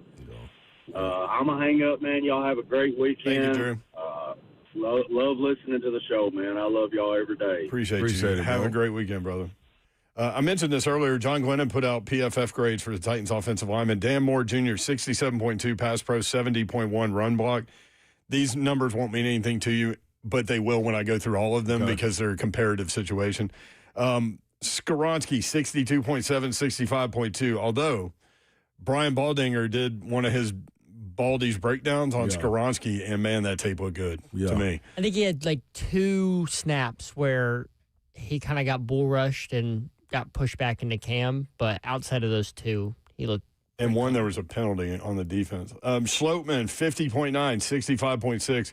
Carmona, rookie, moving over to right guard to get some run and get the start. 83.9 pass pro, 76.7 run block. Latham, 80.4 pass pro, 86.6 run blocking. Volson, 58.6, gave up a sack, 74.8 run blocking. Slater, 65.7, gave up a sack, 61 run block. Deculus, 19, gave up 2 sacks. Man. 64.3. 19. If Carmona wins that job, and that's the kind of those are the kind of grades that he gets on a if that's the consistent performance, basis. now he's a rookie. He's going to be some ups and downs, but I'm glad he got that run, though. Combined with what J.C. Latham did, shore up that right side. Well, Latham's been challenged, and he is stepping. He stepped the hell up in San Francisco. Joint practice, too. Pre-game, coming into that game, he looked like a different energy was coming off of him just from our vantage point at the booth. 3HL bingo card before the weekend comes. That gnat keeps bugging me, which I thought was funny, pun intended. There was a gnat bothering Babs and Slay. They were trying to get it. If it's boring, it's working. Telling you. That's the big picture little mantra from this one. My eyes hurt. It's so hot. Man, it's hot. My eyes hot. You can feel the temperature. Yes. Need some protection. And then this one from Babsy. Initiate me. That was good. That was too good. Y'all have a great weekend, man. We got the Seahawks coming to town next week. A lot to talk about. We're 1 week closer to college football. 2 weeks from Saturday. 2 weeks from tomorrow. How about that? And we've got a lot to talk about on Monday, so be here. Thank you for including us in your day and in your lives. We do not take that for granted, nor do we take that lightly. Hopefully we were able to put a smile on your face. 3HL is organized chaos. Have a great weekend. Good night. God bless. See ya. Wouldn't want to be unless you're getting a shout out to everybody out there. Keep your powder dry and tighten the hell up.